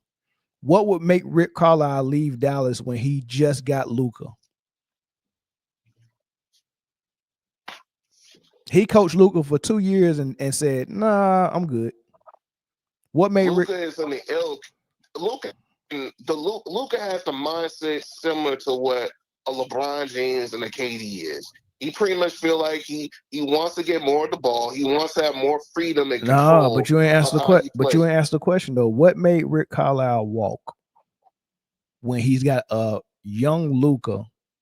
What would make him say, "Nah, I'm good. I'm going to Indiana"? Think about it. I mean, I'll say he's uncoachable. I said Luka is uncoachable. Okay. Simple. Okay. So now with that same thing, think about the things that Luka is a problematic at, right? He doesn't come in shape. He doesn't play defense. And you can't coach him for a couple of reasons. Why? One, because Mark Cuban had his back. And if you try to tell Luka to stop drinking, stop smoking, be in shape, play defense, he could say no, and Mark Cuban would back him up. So what kind of coach, especially old school, will put up with that nonsense? So Rick Carlisle left. Now, take that to those coaches that would deal with it. Mike Malone was a coach that would deal with it. Jokic, kind of same issues. He don't have the bad attitude that Luka has, but he doesn't play defense. He's not in the best shape. And you can't tell him to play better defense. Want to know why? Because he's so perfect to the media and to his fan base. If Mike Malone would have tried to coach Jokic the way he should be coached and tell him that I'm demanding defense out of you, then his fan base would have had Mike Malone fired 3 years ago.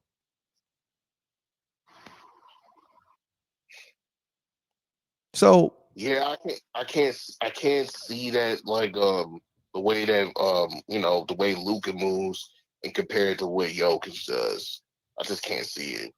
You know what I mean? If that happens, I'll eat crow. I'll say like, yeah, you're right. You know what I mean? The higher up said like, hey man, I value more Jokic than you.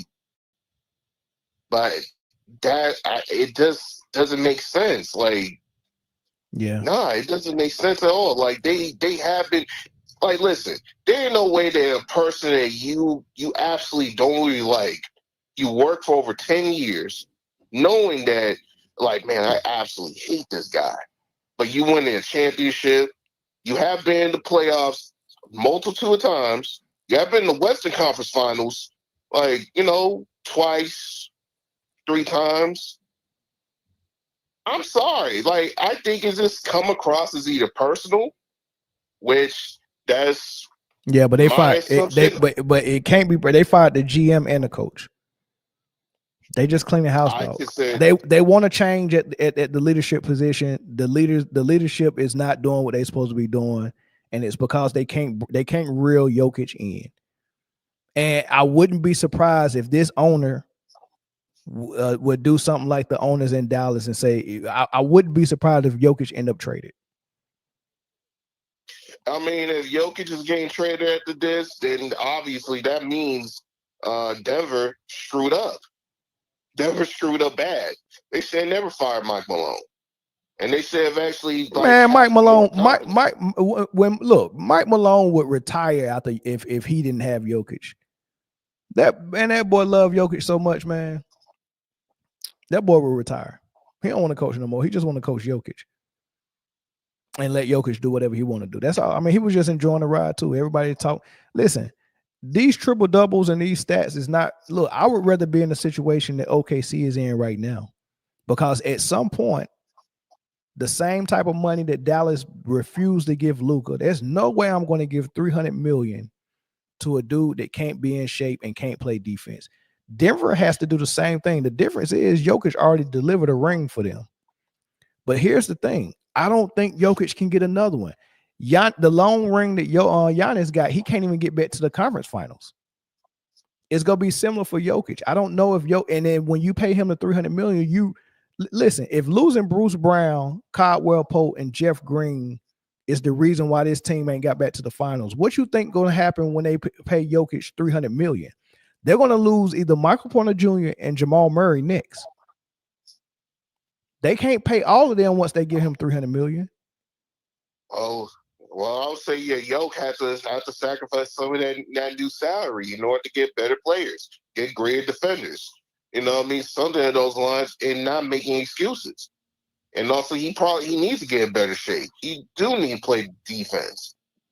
Same thing with Luka. You know what I mean? You can't have all the cake in the world and then thinking that everyone else is gonna get some too. Like, no, you're gonna have to share that cake. Yeah, I don't think these new owners is okay with forking out all of that money for a guy that don't play defense and can't stay in shape. Pay Jason Tatum. Okay. I'd rather play Jaylen Brown than play Jokic or Luka. Pay somebody no, I'm dead serious. I'm in shape. I'm always in shape. I play both sides of the ball. That's a good investment. Would you pay top-notch dollar for a car that don't go in reverse, but it's very fast going forward? You have to do both. I understand. Yeah. And also I agree. You know, two-way players is more valuable than offensive players. Hold on. Jimmy James said Jamal Murray misses at least 17 games a season. That's funny because Jokic has missed just 2 games less than Jamal Murray this year. They missed about the same amount of games this season. But you wouldn't know that. You wouldn't know that because y'all blinded to anything that Jokic does that's not up to par. Anything he does that's not up to par, you're blinded by it. The triple doubles, I get it. It acts like the sun and it blinds you. You gotta have sun blockers on. It blinds you. You can't see what Jokic does. It's coming from a guy from me. I'm more of a Giannis fan than a Jokic fan. Like I know Jokic's deficiencies and what he does not really do, unlike what Giannis. But and yeah, I mean, again, like Jokic has to fix things in order for him to have a better success for the team. He ain't worth 300 mil. He ain't worth 300 mil. I ain't paying 300 mil for no triple double. I'm sorry. If I'm paying 300 mil, make me that money back in the playoffs, and then win me a ring and make me some of that money back again. Sell me some shoes. Sell me some jerseys. Ain't nobody buying them Jokic shoes. Like how you gonna make me my money back? Triple doubles ain't doing it, big dog. Play some defense and get me another ring. All right. Thanks for the call, man. No problem. All right. Play some defense and get me another ring. That's what you do. Right? All of that, 300 million, like I really mean that. It's a better investment what Boston has done with Tatum and Brown than it is what Denver has done with Jokic. If I'm Denver, I'm doing the same thing Dallas did. I'm calling Milwaukee and I'm asking them, do you want Jokic for Giannis? Straight up. Give me Jokic, give me Giannis for Jokic. And I take a guy that's in shape, never been out of shape, and he plays both sides of the floor. Give me that guy. And he don't stat pad. Give me that guy. Talking about, I said Denver pissed away money on Jamal. Jokic should get paid. I mean, I don't know if they pissed away money. You gotta pay your number too, right? If you don't pay Jamal, then what happens? He walks. Now you got a roster with just Russell Westbrook at your point guard, Michael Porter Jr., Aaron Gordon, and Jokic. How's that better? Caller from DC, what's up? What's going on, man? Down. What's poppin', Posh? What's up with you, man? Just calling in, man. Yeah. What's your thoughts? No, I'm just sitting down and thinking about it. Like, this we talk about, like, the activities in the NBA more than, like what's going on in the NBA, like, soap opera, like a TV show, more than the actual, like, players and league and stuff like yeah, like it's a joke, bro. Like I don't see the reason to fire your head coach or a stable team just win 2 years ago. Like even the firing of the Grizzly coach and everything. Like it's like what's going on? But I'm wondering if they're causing disruption in the West to, like, I don't know, man. Some way, somehow, they're gonna let this dude win his fifth one. He's not getting the six. I guarantee you, he's not getting the six. You feel me? Go to more finals than Jordan, and he won six like Jordan. And at an older age, like he's definitely. But bro, I don't think it's possible for the Lakers to win this year. I just don't. I don't think they're that good of a team. I don't think their defense is that good. The only thing I see is them getting a lot of help from the whistle. That's all I see. That's what I'm telling you. They do the impossible. Like, I still can't believe Luka is a Laker. Like, it's a joke, bro. Like, they do the impossible. That's what they literally do, bro. They do the impossible. Yeah. And I just see, it's just a joke. It's like a TV show, man. You just see, like, I don't know, like, Michael Malone, like, can't sue them or something. I say, like, man, emotional damage or whatever that means. Yeah. Whatever may be the case, but just blessings, man. I was trying to call when you was on. I'm gonna check him out. The format that showed the other day where you were on with what's my man's name? Bruce. I was Bruce. Whatever. Yeah, I was trying to get in on that topic that I was talking about, bro. But man, y'all have a blessed one, man. All right, bro. NBA is a joke right now, man. it's not the same league that we fell in love with and grew up with it. Like, fair enough. Like, wanting to be like, like sports athletes are heroes, bro. And this sport, I'm telling you, I'm a Jamaican. And I fell in love with basketball before soccer because of Kobe Bryant. And it's a highly skilled sport. Like, between basketball and soccer, it's the most skilled sport in the world, like, in my opinion. You feel me? Yeah. And basketball with the constant movement that you have to have, the endurance that you have to have. So even when they compare basketball to like the NFL, it's just a joke, bro. Being a basketball player, you're like at the top of the mountain in terms of athletes. I can dig it.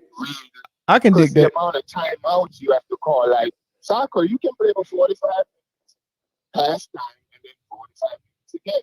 Yeah. Basketball, bro, you can't imagine running up and down for 45 minutes straight. You know what?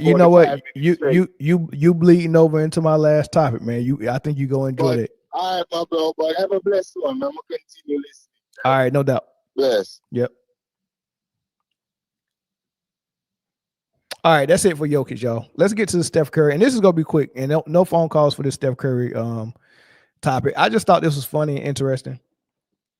I did mention that Houston and Ime Udoka and Amen Thompson and Dylan Brooks, man, the defense over there is very serious. Udoka ain't playing no games, but so they played Steph Curry and the Warriors, and they held Steph Curry to 1 of 10 shooting, 1 of 8 behind the arc. He only got off 10 shots. That's crazy in a loss, and only had 3 points, no free throws, and everybody's getting the memo. It's almost playoff time. And, ever since last year after the All-Star break, I noticed that toward the closer you get to the playoffs, the more contact they're allowing on defense. And I'm glad they're starting to do that. And players like Steph Curry, who thrive off of off-ball movement and freedom of movement and all that stuff, once they start to let them lock down, that's why they lost that 3-1 lead to Cleveland. When Cleveland started putting their hands on Steph, bumping him everywhere he ran, sending him multiple bodies and holding him and impeding his movement, the Warriors didn't have an offense that they could go to. And that's why they needed Kevin Durant to make sure that it didn't happen again. Well, Houston took a page out of Cleveland's book when they played the Warriors. And, 1 of 10 shooting is insane. 3 points is insane for a player of Steph Curry's caliber. But that's why I like Ime Udoka. He did the same thing to Kyrie Irving and Kevin Durant when they played Boston in the first round. When he was coaching Boston, they played Brooklyn in the first round. I just like the way he get his guys up to play like that. And one thing that happened that was funny is that there was a dust up between Udoka and Steph. They had some words with each other. And I like when Ime do that, man. I remember him having words with LeBron. I think he called him the B word. Like this dude is relentless, dog. You know what I mean? I like him as a coach. I like Mazzulla as a coach. I like Eric Spoelstra as a coach.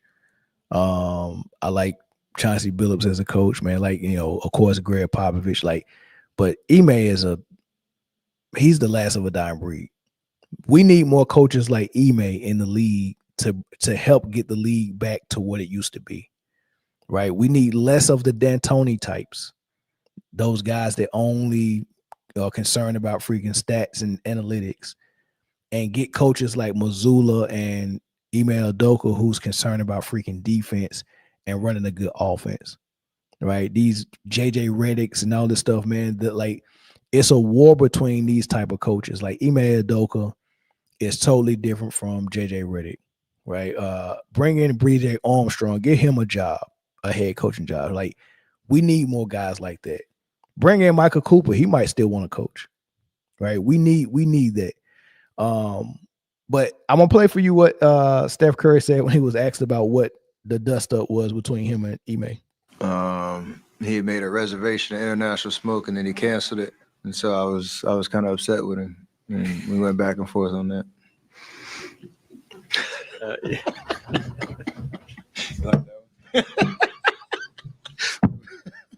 Plug.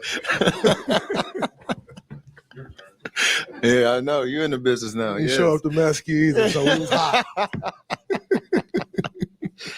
Yes, sir. I was talking to my team, about the physicality. This is the type of game we like. This is who we are. He said something, I said something. Nothing, a little friendly banter. Hey, I like it, man. Steph made a joke about it. He said, "Man, what did you and Ime say?" He made a reservation International Smoke, and then he canceled. So and if you don't know, International Smoke is Aisha Curry's his wife. That's her restaurant, right? But they could also mean a couple of things. Maybe he meant, hey, yeah, you called for the smoke, but you didn't want it, right? So it could mean a couple of things. Maybe he was plugging his wife restaurant, but maybe he was, saying something else, or maybe he was doing both. Maybe it was a double entendre, I just thought it was funny. And Ime was like, look, man, we're just talking about defense. But if y'all got to go back and watch how they was guarding him. Amen Thompson holding Steph Curry to 3 points is insane. And every time he ran off the screen, that was a switch. You got Amen on you. You run off a screen, it's a switch. Now you got Dylan Brooks on you. You know he's a pest. And when he didn't have the ball and he was running off screens, they was literally on him, hugging him, like with their arms under his armpits.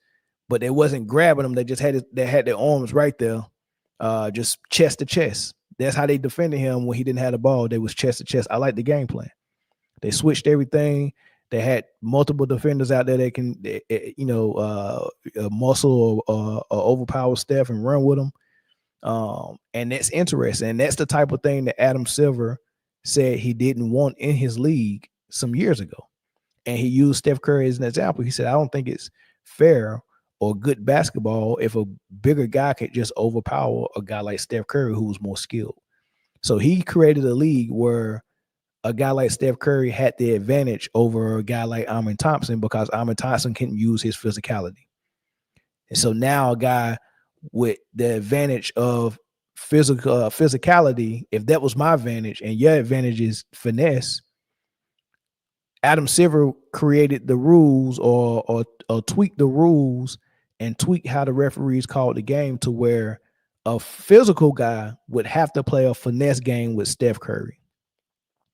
I gotta fight you with your strength, and I can't use my strength, right? Instead of saying we're gonna call it down the middle and let your strength face his strength versus strength. No. I'm gonna take the more skilled guy's strength and make everyone be more skilled on defense. Like you can't be hands-on, you can't use physicality. Figure it out. Figure out how to guard this more skilled guy with freedom of movement, and you can't that's insane. But so now they're creeping back to where they're not doing it anymore. So the playoffs is going to be very interesting this season. I think last year was like the first season that they tried it. I think the players got the memo now, so they, I expect to see it in every series, not just some series where I see the physicality in this series, but another series, they doing it the old way from 5 years ago. I don't want to see that, right? I want to see every series allowing the same amount of physicality, and I don't want it to be selective. I don't want just the home team to get it. I don't want just the superstars to get it. I don't want to see what happened with Dallas and OKC last year. That was disgusting. Lou Dort fouled out 2, maybe 3 times in that series and had 5 fouls at least every single game. And I remember Luka Doncic had 1 foul in the first 3 games. I watched this very closely. Luka Doncic was getting hunted on defense. They was setting screens and switching, and they was hunting Luka Doncic so he could have to defend. And somehow he survived the first 3 games getting hunted with 1 foul. But Lou Dort, the best defender on the floor, fouled out 3 times and had 5 fouls every game at least. I don't want to see that again. All right, so but no, I just wanted to throw that piece out for Steph Curry. But my last topic, though, and this will be the last one I open the phone lines up for. But LeBron James, right? And PK Subban, a hockey player. I think he's retired now. and he's already been on ESPN and set ESPN ablaze. Set ESPN ablaze by him saying Kobe and Michael Jordan is easily above LeBron, right? He's already on record saying that. But now we just had Alex Ovechkin pass Wayne Gretzky for most goals in a career with like 985, 986 maybe. Big deal, right? If he played another year, I mean, he might get 1,000. He probably should do that. 1,000 just sound better, right? So he probably should do that. But he passed Wayne. So ESPN did their usual and figured out a way. How can we get LeBron James in this topic? And the question was, which record is more impressive? Alex Ovechkin breaking Wayne Gretzky's record for the most goals in the career, or LeBron James breaking Kareem Abdul-Jabbar's record for most points in a career? And Subban said, first of all, this is kind of like disgusting and borderline offensive that this is even a comparison. Right. So he said that, as a matter of fact, I played what he said. And LeBron, great feat. But I will say this. I think it's borderline insulting to think that the longevity of LeBron's career is even close to the comparison of what Alex Ovechkin has done over the past 20 seasons. For this and for this only. Number one, 82 games we play. Same amount of games as basketball. There is no way that anybody on this planet is going to convince me that LeBron James's body has been put through more rigorous, tumultuous, physicality, worn down, the grind of a hockey season. Guys, I mean, what are we talking about here? 20 seasons? He's only missed 35 games in those 20 seasons. That's incredible. 1,487 games, 895 goals. The most feared hockey player, in my opinion, to ever lace up the skates is Alex Ovechkin. Why? Because he can impact the game offensively and physically. You got to pack a big lunch for this guy. LeBron James, great player. Great player. Great talent. He's done it all. But in the fear factor, there's no way that anybody fears LeBron James the way they do Alex Ovechkin because of the physicality in the sport. Hold on there. Hold on a second. Alex Ovechkin playing the hockey at 235, 240, 250, moving around the ice the way that he does, he could have hurt a lot more players in his time. This guy was feared by everyone, not just because he could put the puck in the net, because of the way he played the game in between the whistles. Not only that, one team. He didn't go to any other team. 20 seasons on one team. That means whoever the organization put in that lineup, he had to find ways, and he's doing it now. So you want to talk about towards the end of his career. Go look at the numbers. Go look at the amount of time that he's missed over the past 5 years. Go look at what LeBron's missed over the past 5 years. I'm just saying. Let me ask you this. All right, I'm gonna pause it there. We'll come back to it. But let's address what he said. So you on one end, you got Wayne Gretzky set the record. He played 20 years. Ovechkin broke the record. He played 20 years. So I think that's good. So it's not like it was a record that Wayne Gretzky got in 15 years and it took Ovechkin 20 years to break it. So 20 years that Wayne set the record, 20 years that Ovechkin broke the record. That's the same for LeBron. I think Kareem played 20 and LeBron broke the record in his year 20. So those two things are even. The amount of time that LeBron needed to catch Kareem is the same amount of time Ovechkin needed to catch Gretzky. So they're even with it. The argument that PK is making is that Ovechkin did it in a more physical game. They play the same amount of matches, 82 games a season. So that's even matching, which is amazing, right? Because this comparison is really checking.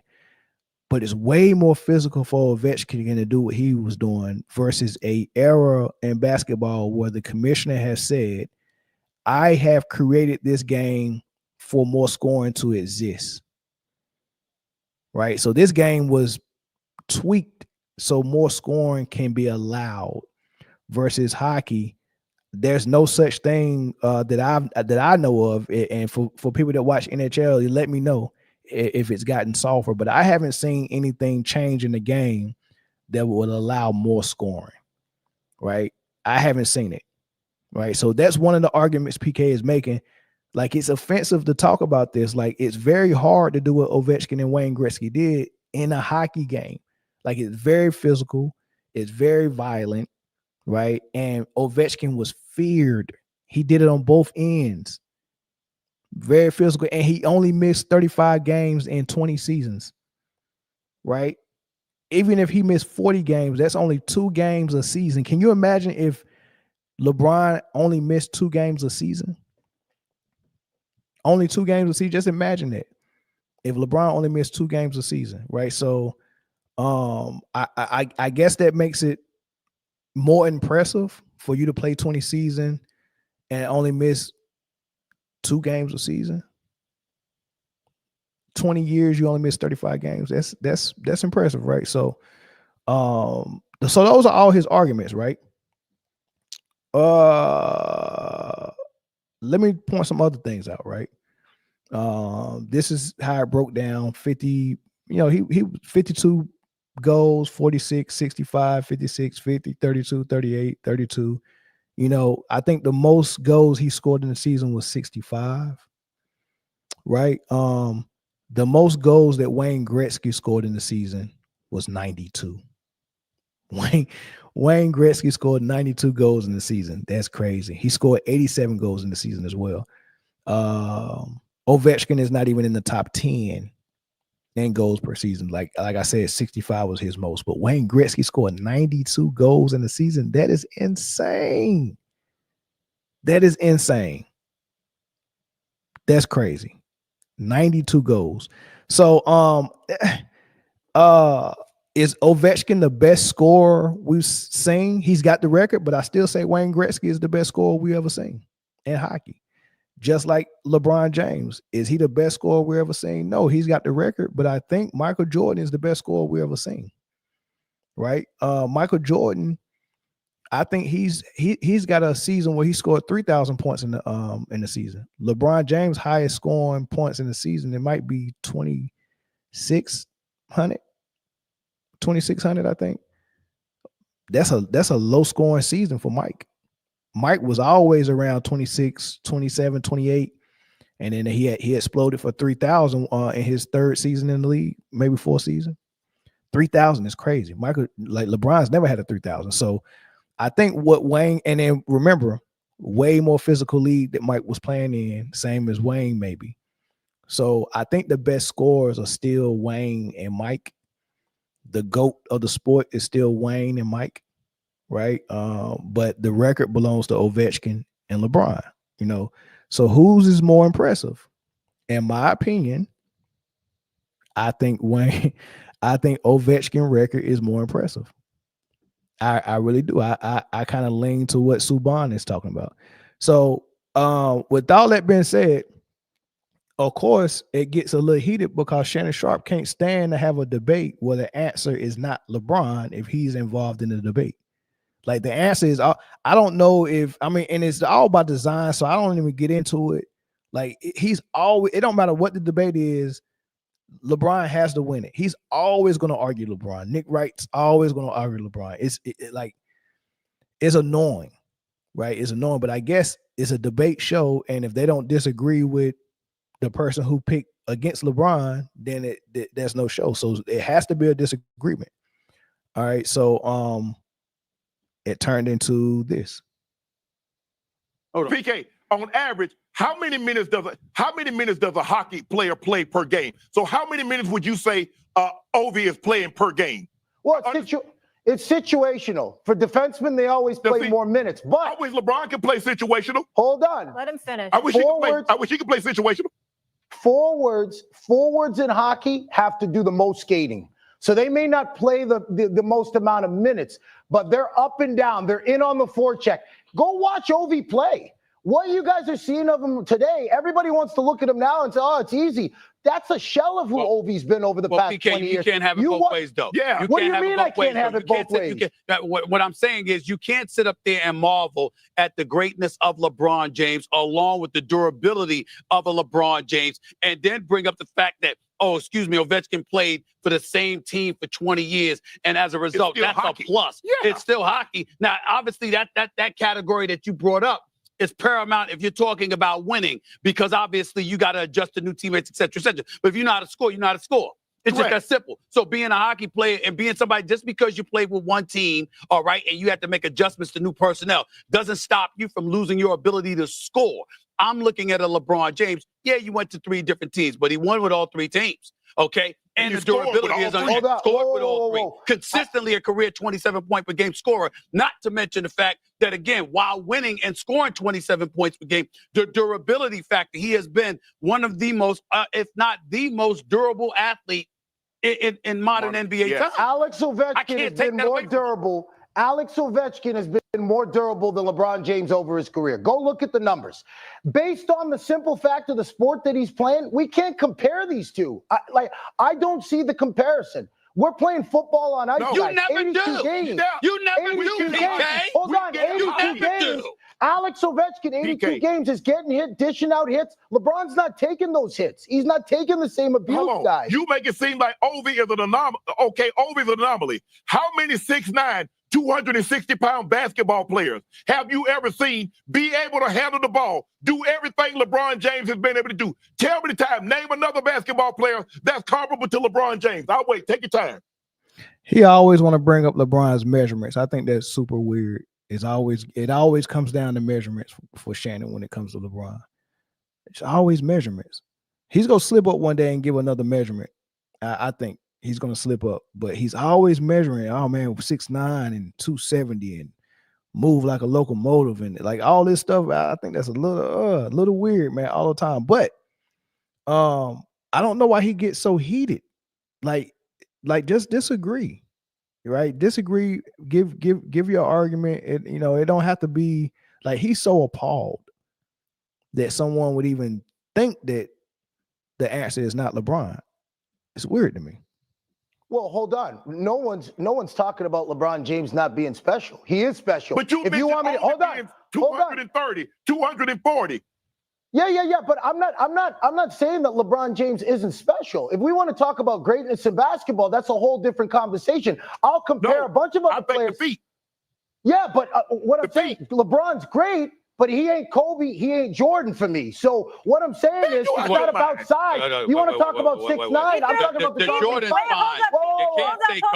You can't say Kobe. Well, yeah, I did. I put Kobe ahead of him. Kobe's ahead of LeBron. PK, I've heard you say this. You base everything on mentality.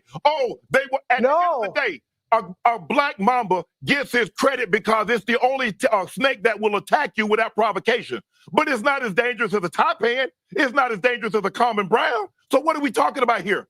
John Wick kills a lot of people, but so did James Bond. So what are we doing if the job gets done? Okay, well, hold on. If we're measuring greatness, let's talk about that. Hold on, Shannon, let's talk about that. Because, Shannon, you've won, right? You've won. Let's measure greatness for a second. If we're measuring greatness, it's not just about the numbers. It's not just about the numbers and the impact on the court for me. For me, it's situational. It's also about the moments, rising to the moment and showing that you are capable of influencing fear into the other team. When I look at great players, that's what they all have the quality to do. I'm sorry. There's nobody in basketball other than Kobe and LeBron that has ever instilled fear in their opponents like those two guys. Kobe and Jordan. Kobe and Jordan, excuse me. That's why I have those two ahead of everyone. I'm just saying, that's my opinion. Conference, did they fear him? Ask the teams for that 8-year span in which LeBron James went to every NBA Finals in the East.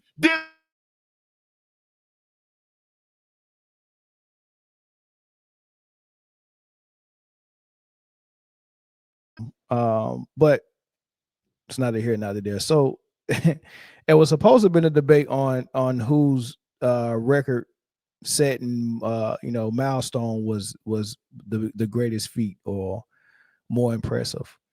I failed to mention, and shout out to GOAT Debate Media, man. Y'all welcome back, man. Y'all took a little hiatus, man. Can't wait to see y'all content moving forward. Y'all make sure y'all go get them a sub.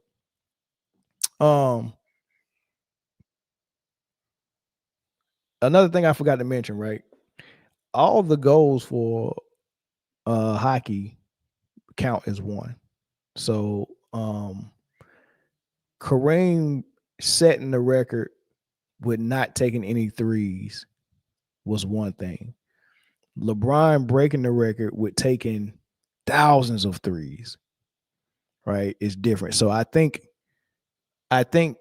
Gretzky setting the record and Ovechkin breaking the record the same amount of time, practically. It was 20 years, but almost the same amount of time. They both did it in 20 years.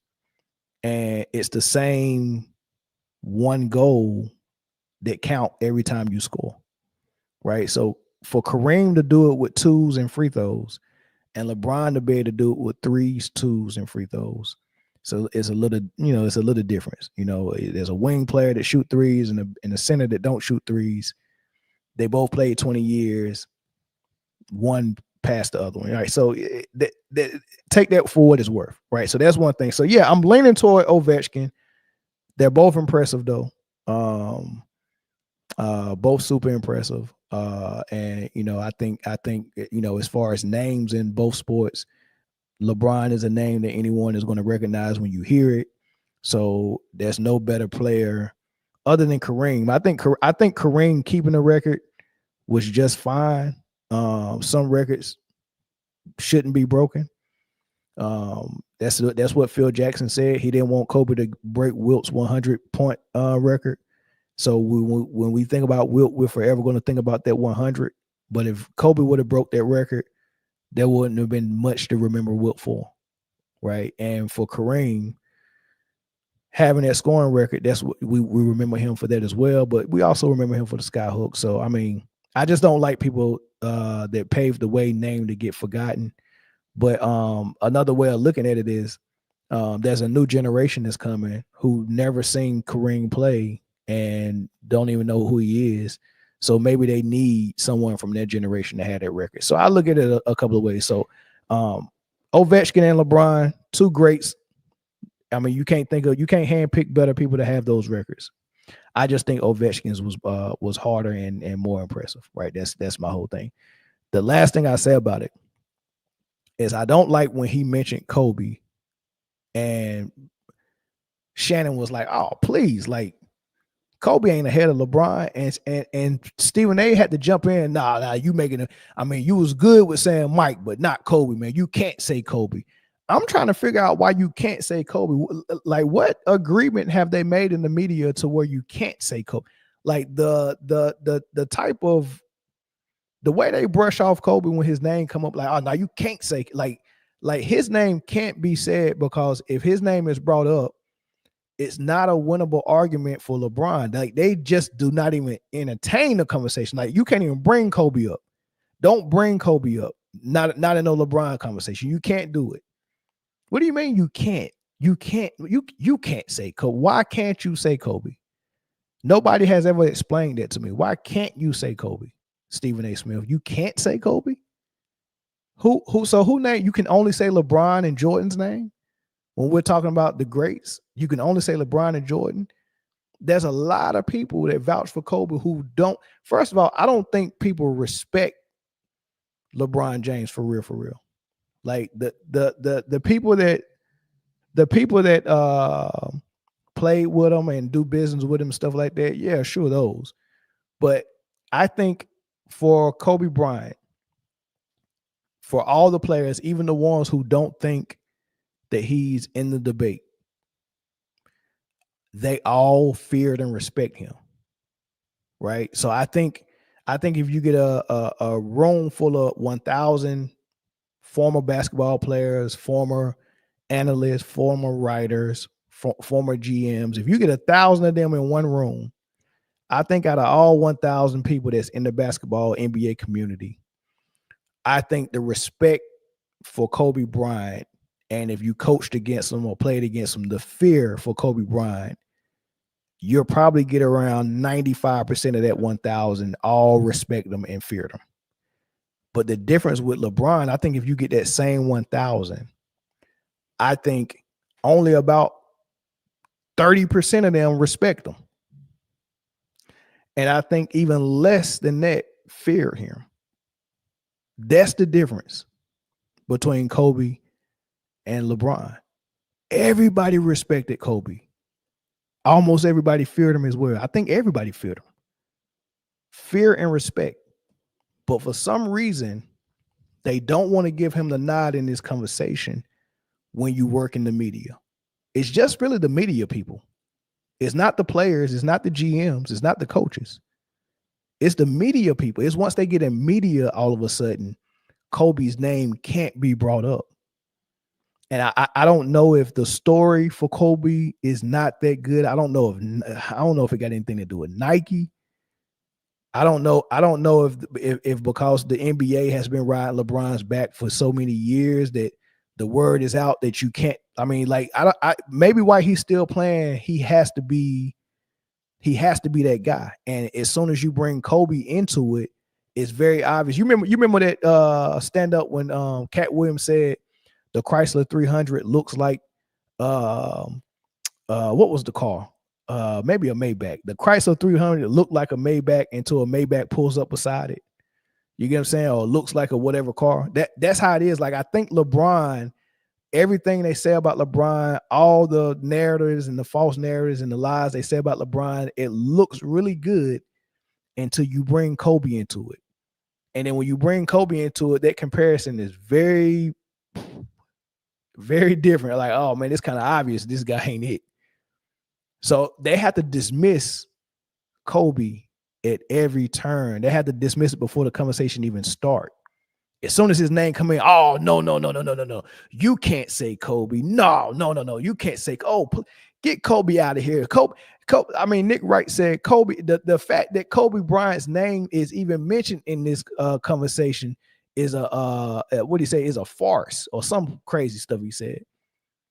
Like it's insane. It's like kryptonite to them. I don't get it. Kobe's name is just making them roll over in their bed and toss and turn and have nightmares. I don't know what it is, but I think that's what it is. I think Kobe is a light in a dark place of LeBron's world, and you don't want to shine that light because you go see so many discrepancies in what people, the narratives people push about LeBron, if that makes sense.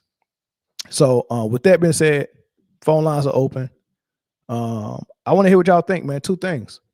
Ovechkin breaking Gretzky record or LeBron breaking Kareem's record, which one is more impressive? And also your thoughts about why the media feel like they have to dismiss Kobe Bryant as soon as his name is mentioned.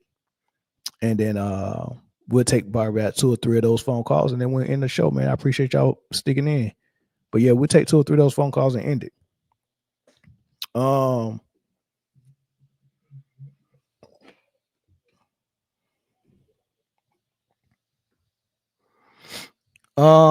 Caller from Cali, what's up?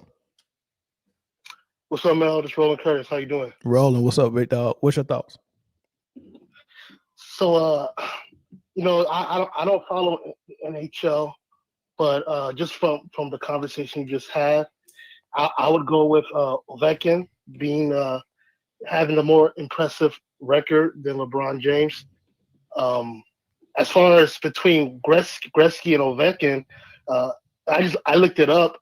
It looks like Gretzky averaged 1.92 points per game, and Ovechkin averaged 1.9 points per game. So Gretzky averaged more points per game than Ovechkin, and then he had the all-time scoring record. So he had both.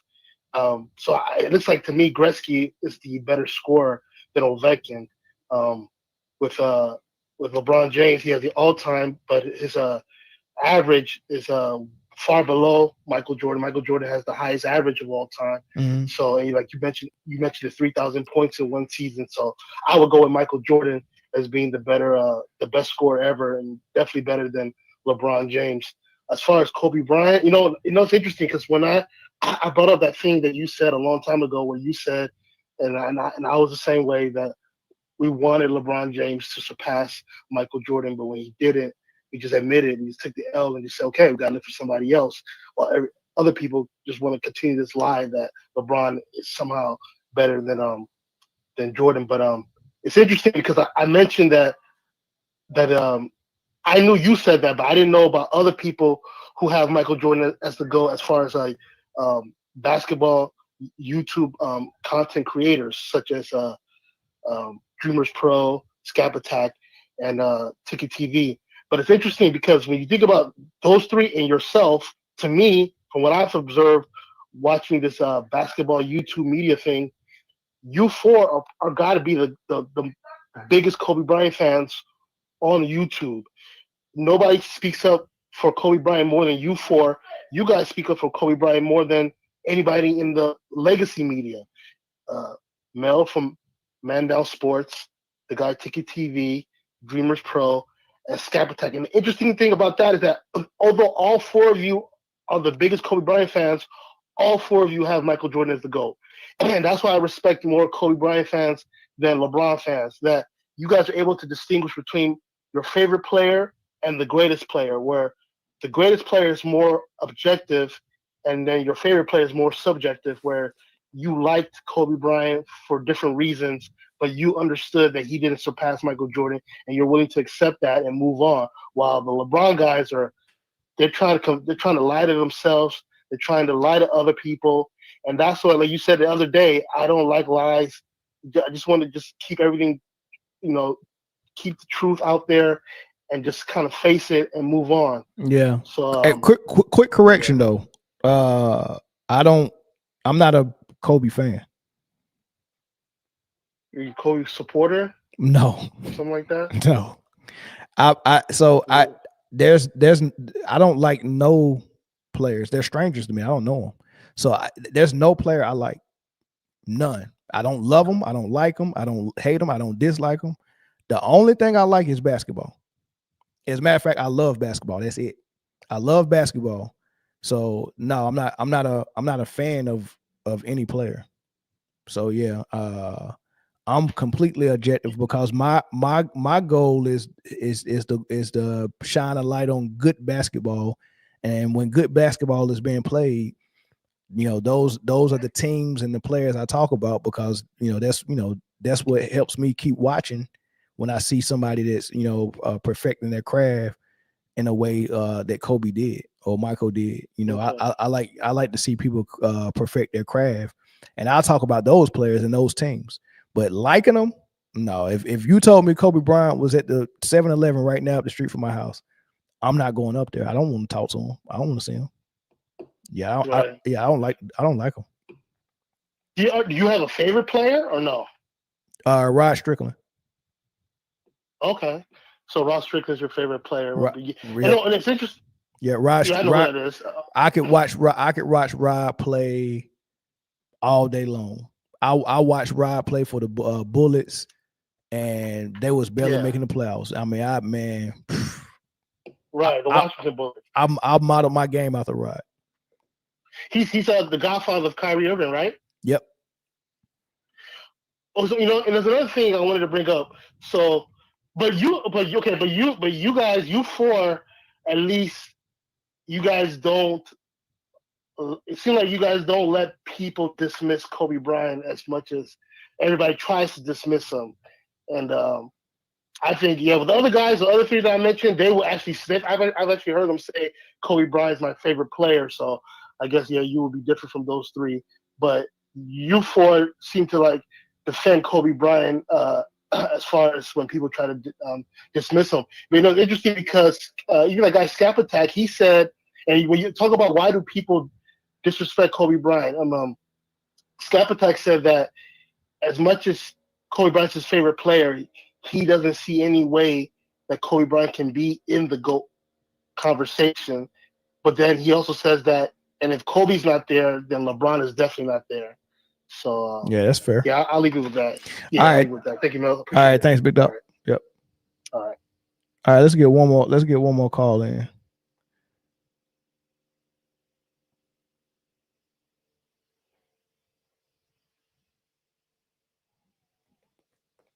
Who was this?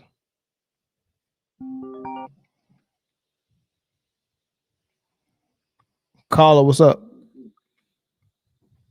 Hey, what's up, brother Mel? This is Clayton from New Jersey. What's good, big dog? What's your thoughts? Yeah, I think this is a shame. It's a real shame that brother Kobe is not around to even speak, because when he was alive, you never heard this type of bogus talk that LeBron surpassed Kobe and he was better than Kobe, when we all know the truth. And it's just such a shame that the media has bought into erase this guy from history. But that's what it feels like to me. That really bothers me. That really hurts. Yeah. Like, why? What did this man do to deserve to be erased from history, as if he never existed? He's not to be talked about. I don't know. I just think it's weird, man. Like how quick they are, man. Like as soon as his name is mentioned, nope. You can't say that. You can't say that. Like that trips me up every time. I'm like, man, like that's weird energy. I don't get it. Very weird. Yeah, I don't understand that. I'm so confused by that. I'm like, what? Why are you guys doing that when you guys know the truth? Especially Stephen A. When Stephen A. know when Kobe was alive, he used to say some slick stuff. Kobe would call him, "That motherfucker, answer the phone. You know I'm calling you. What's this bullshit you saying?" Stephen A. knows that Kobe, if he was still here, none of this stuff would be said. Yeah, LeBron would be an afterthought. The only thing though, Clayton, is I don't believe Kobe called Stephen A. I believe that was a lie. No, notice we never heard that. You think it's bogus? I think it's bogus. Like, notice we never heard that until after Kobe passed. That's kind of true too, but I wouldn't put it past him for checking him. If he checked him like that, I wouldn't put it past him though. Yeah, because that would be kind of like how Kobe would do it. Yeah, he probably Kobe's not going to stand for nobody. Yeah, he probably did that to somebody else. Maybe. I know Kobe's not going to. Yeah, he ain't going to tolerate that from no Stephen A. or some clown media talking crazy about him. Yeah. And he's not going to even. He's going to stand on business. And I miss brother Kobe. You know what I'm saying? His daughter.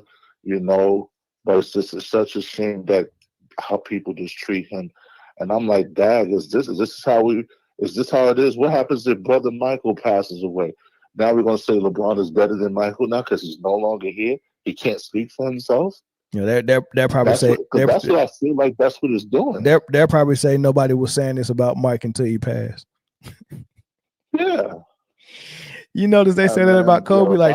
Nobody said this about Kobe till he passed. And then you start seeing all these clips of when Mark Jackson and Reggie Miller and Magic Johnson was commentating games and was saying the exact same thing. Oh man, I haven't seen nobody this good except Mike. I mean, he's in the GOAT conversation with Mike. Look, they used to say that all the time about Kobe, all the time, and they want to do the Mandela effect and act like it didn't happen. Man, I think that's funny.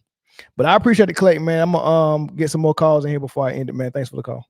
Oh, most definitely. Keep doing your thing, brother. Great content you give, bro. Keep doing your thing. No doubt, man. Appreciate it. All right, latest. Yeah, Young Disciple, you can call in, big dog. You can be my last caller if you want to. Super chat, be new, $2 super chat. I think you and Scap should have a Jokic conversation. Why?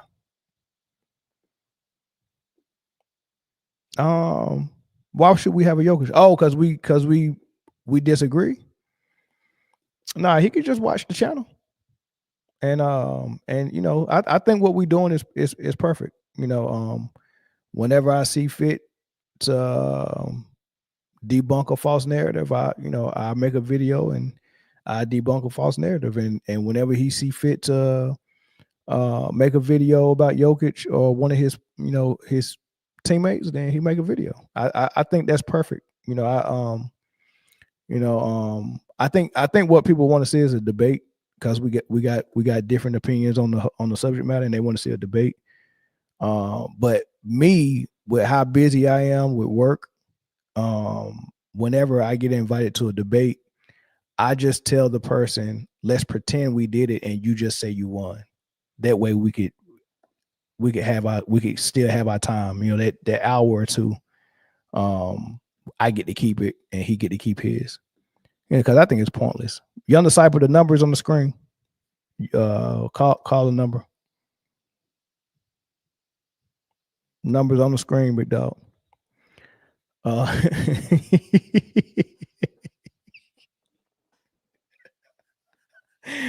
y'all laughing, man? Why y'all laughing, man? Y'all don't like that approach? Now think about it though. A debate that's gonna take 2 hours, right? At the end of the debate, we both leaving with the same opinion we had when we came in, right? so let's just I don't think people want debates to be enlightened or to hear a different perspective so they can learn something. People had debates because I think I have all the facts, and I'm going to tell you off in front of a audience, and I'm going to tell you like it is. I got all these facts, and I'm going to spew them out to you. And then 2 hours later, we both leave with the same opinion that we had at the beginning. And who wins at that point? I'm out of 2 hours that I could have been in some cheeks or or practicing some volleyball with my daughters or working. Right? That's 2 hours. Right. So I mean, it's got to make sense, man.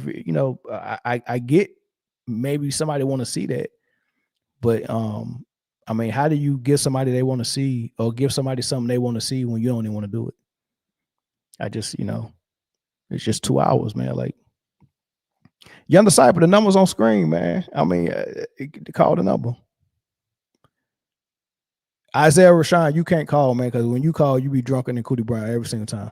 Young Disciple, you calling the old number. I just seen your number. You have to call the number that's on the screen. You called the old number. I just seen you call. Call the number that's on the screen, and you can say your piece, and then we can end the show.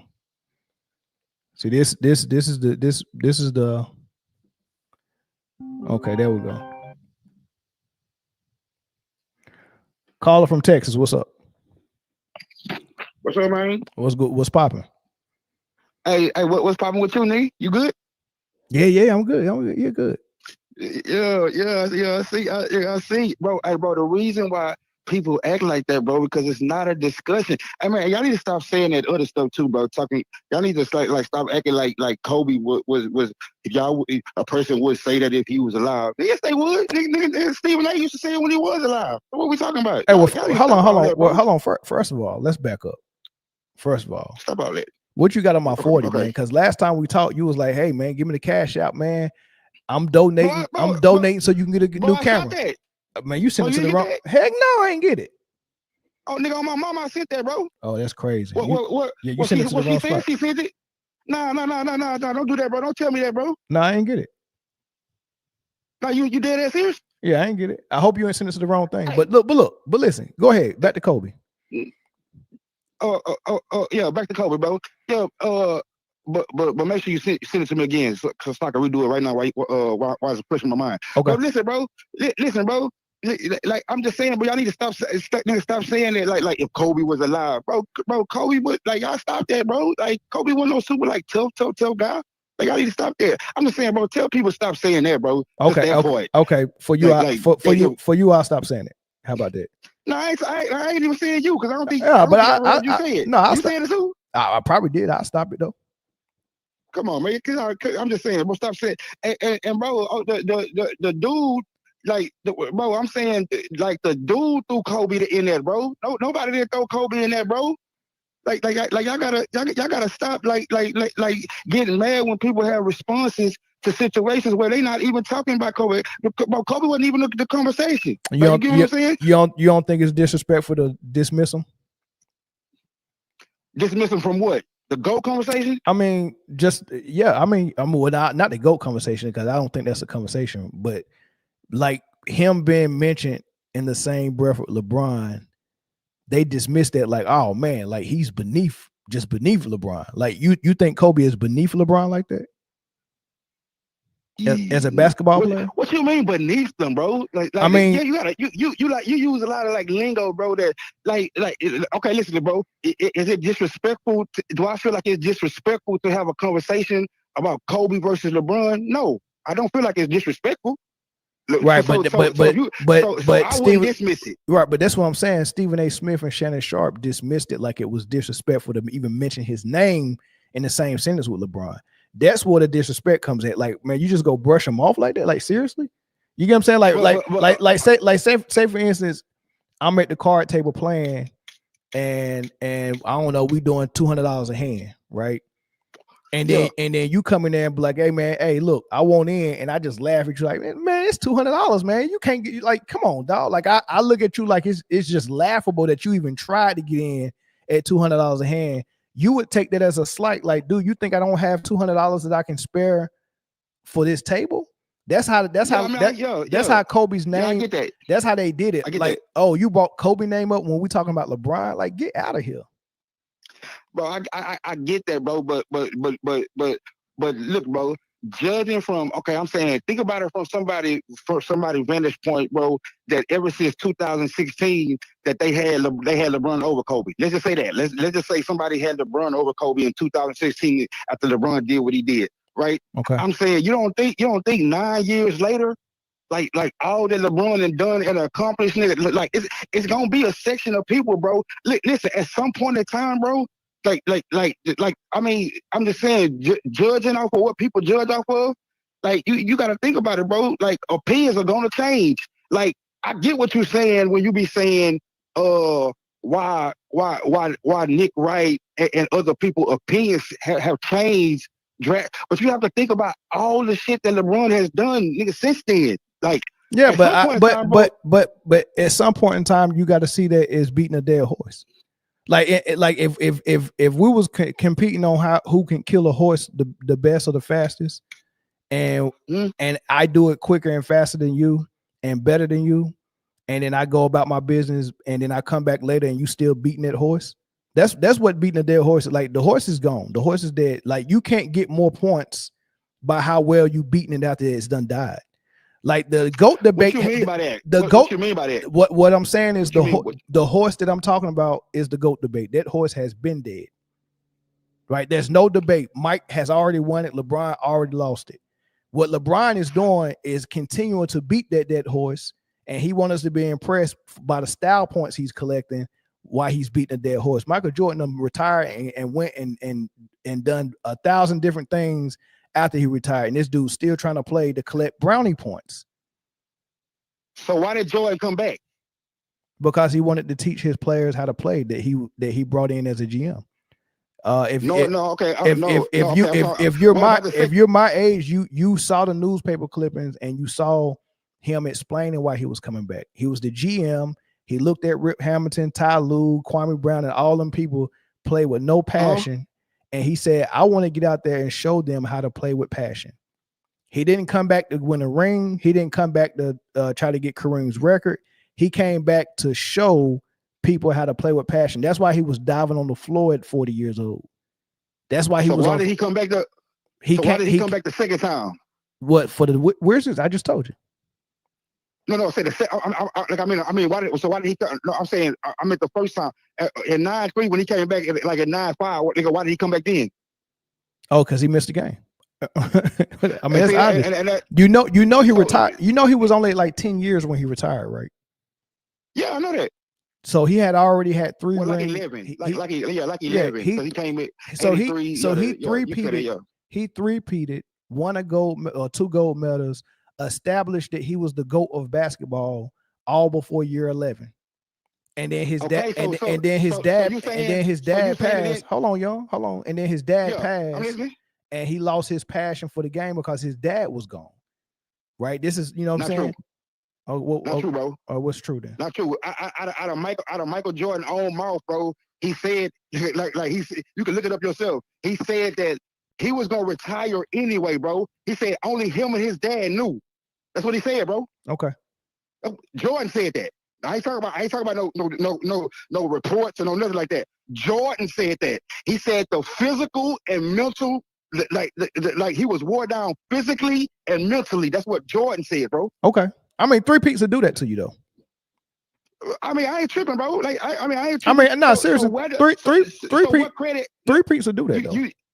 You saying winning 3 in a row? right? Yeah, I get three, that. yeah, I'm saying, three peats will do that. So what credit do we give LeBron for getting there 8 times in a row? It depends on what or do we discount or do we discount the times all because right, he lost? all right, you tell me. We making a new card game, y'all. Right? I'm asking you. I'm about to answer. No, you go answer it for me, right? So we're making a new card game. Based on basketball accomplishments.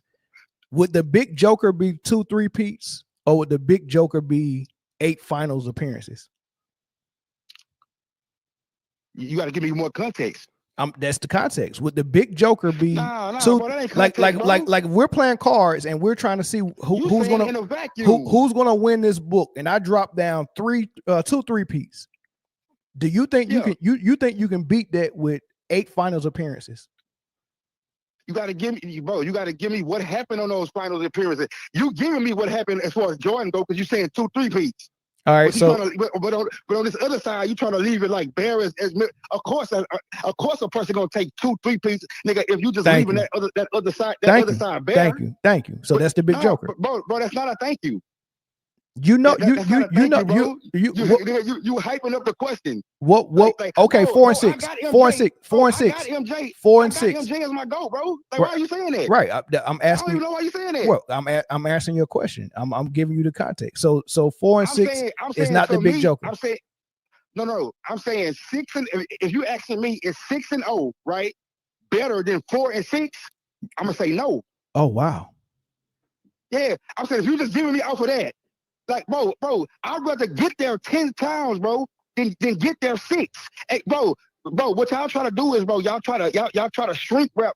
See, that's what I don't do. I don't shrink wrap Michael Jordan, even though I got him as the GOAT and I got LeBron close second. I don't shrink wrap Jordan's career, bro. I count every year he played, bro. And those years when he was getting bounced out the first round, that shit count to me.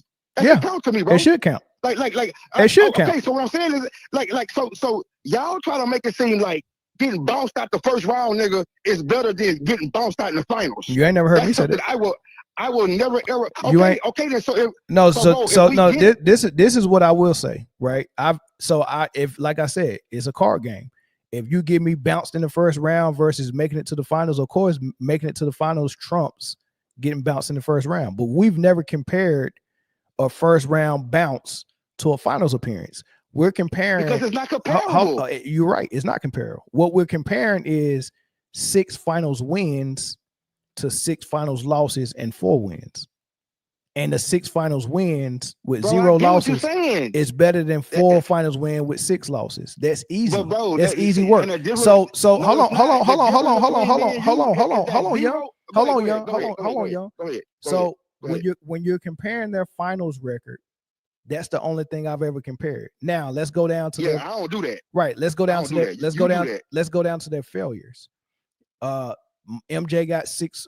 He got first round exits, and LeBron got not making the playoffs. Which one is better, a first round exit or not making the playoffs? Well, when you talking about he didn't make the playoffs? His first 3 seasons, he didn't make the playoffs. No, his first 2 years. All right, his first 2 years he didn't make the playoffs. His first year, bro, that's context, bro. Hold on. Hold on. His first year in LA, he didn't make the playoffs. Bro, he missed 20 games, bro. Oh, come on. All right, there we go. That's context, bro. Okay. Like, bro. Okay. No. You're right. Jordan didn't make the playoffs. Hit none of his years when he played for the Wizards. Correct. Like, you see what I'm saying, bro? Bro, but the context is he was 39 and 40, bro. Like I don't even. Bro, I'm saying the Wizards years, bro. The context. Never hear me bring that up. The context never hear me bring that up, bro. Look, the context is not his age. The context is he never built the team to make the playoffs. When he was 39 and 40 with the hold on.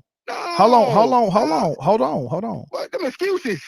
When he was 39 and 40, did he come out? So let's compare LeBron's 39 and 40 to Mike's 39 and 40, or let's compare Wizard years to LA with years. If Michael Jordan came to the Wizards and did what LeBron did by forcing a trade with at the time Anthony Davis was the number 1 big man in the league. Am I right or wrong? No, he wasn't. Who was? Nigga, Giannis was better than AD. Oh, okay. So AD was what, number 2? Embiid better than AD. Okay, so AD was number 3. Joker better than AD. Okay, so AD is number 4. I mean, I have to think. Well, yeah, okay. We can say top five big man. And we talking about the year that he came to LA. Who was the number 1 big man? Oh, okay. You said because you saying 39 to 40. Okay. Yeah, I'm comparing Wizard years to Laker years, right? So when he came to the Lakers, he forced Lakers years to Wizard years. Okay, go ahead. He forced a top 4 at the very least, a top 4 big man to come join him, a top 4 big man in his prime, right? So if Michael, hold on, because what I'm saying, listen, what I'm saying is when he came to the Lakers, it wasn't just like he just showed up to a skeleton crew. He showed up with Ingram. Ingram was there. Kuzma was there. Lonzo Ball was there. Larry Nance Jr. was there. They could not make the playoffs with that squad. He had to get. Man, that was a skeleton crew. Hold on. It wasn't a skeleton crew, right? The Wizards, right? So in order for that team to turn around, he had to get AD, a number 1 option to come and help him. Michael Jordan went to the Wizards. Who was a top 4 big man in the league when Michael Jordan went to the Wizards? You got Duncan, you got Weber, you got Rasheed. Take your pick. Which big man you want? Pick one. Go ahead, bro. I'm listening to your analogy. Go ahead. All right, so the top big men back then was Shaq, Garnett, Dirk, Duncan, Weber, Rasheed. Pick one. Let's go with Duncan. So if Michael Jordan would have came to the Wizards and forced a trade for Tim Duncan, that would be then we can compare his Wizard years to LeBron's Lakers years. But Michael Jordan didn't do that.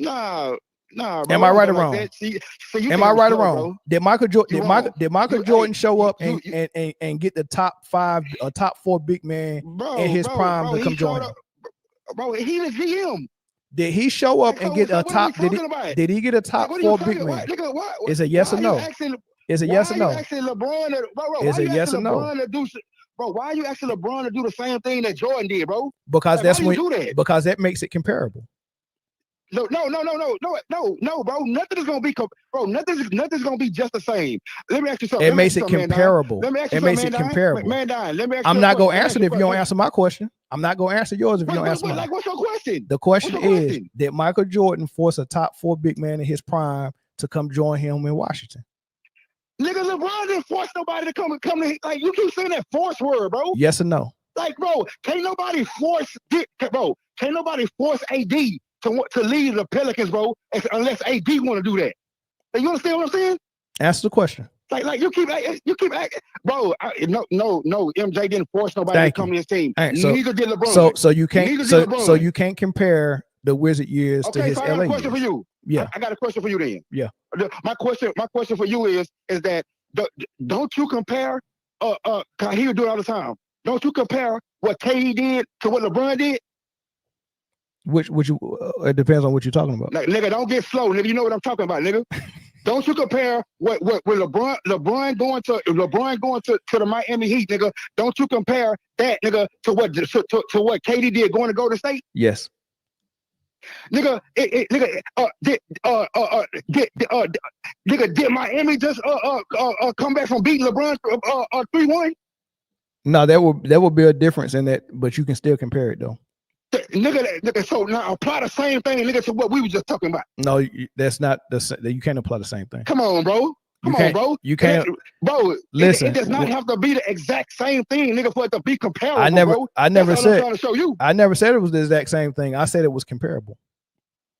Nigga, and so is what we talking about right now. Yeah, you're talking about KD going to the Warriors is comparable to LeBron going to Miami. Bro, listen to what you're saying, bro. Yeah, okay, it's comparable. That's neither here nor there, bro. Like nigga, I'm gonna get off of that because that's neither here nor there, bro. Like I'm gonna let you stay in the woods, bro. What I'm saying is, we back talking. Look, me and you, we talking. We back talking about Jordan, bro. We supposed to be talking about Kobe and LeBron. I don't know why y'all always trying to stick Kobe out there, man. Just to like y'all. And see, that's why people be like dismissing them right there, bro. Because like, bro. You like we talking about Kobe and LeBron, bro. I'm saying the same arguments that you make for Kobe, I mean for MJ, nigga over LeBron, nigga, it's the same arguments that could be made, nigga, with LeBron over Kobe, bro. Like that's what you don't get, nigga. The same arguments, bro. The barbecue chicken just jump in the pot and cook itself these days, man. Go ahead though. Bro, barbecue me. I can't wait to hear this. I got time today. Go ahead. No, you barbecuing yourself. I ain't even got to do it. Go ahead. Well, go ahead. Tell me. You got in the pot yourself. Myself, and then I'm responding to it. Nigga, go ahead. I got time today. Nah, go ahead, man. I'm gonna let you finish it off. The stove on. Go ahead. Bro, you got to remember, bro. MJ is my GOAT. Like, so I get the shit that you be saying. The only thing is just, bro, you just run into nigga. You just run into, you poke holes in the stuff you say, bro. Well, see, when you trying to argue, nigga, MJ over Kobe, right? I mean MJ over LeBron. Whenever you arguing that, what you don't understand is, bro, if we flip that around, bro, if we flip the same arguments that you making for MJ over LeBron, if we flip that shit around, bro, nigga, I'm saying if we use that same logic, bro, Kobe will not be in the conversation, bro. What like give me an example. Bro, make an argument right now, and I'm gonna show you how. You said it. Bro, that's just like you said, bro. That's just like you said, bro. You just said, nigga. I mean, nigga, you said that you say the pepper resume, nigga, don't count, right? This no, what you said I never said that. You said no. You said nigga. You said you gotta have your skills up to a certain point, nigga, for your paper resume, nigga, to count. Then I never said that. And asked you, bro. I never said that. What? I never said that. Bro. So why do you have Kareem over Kobe?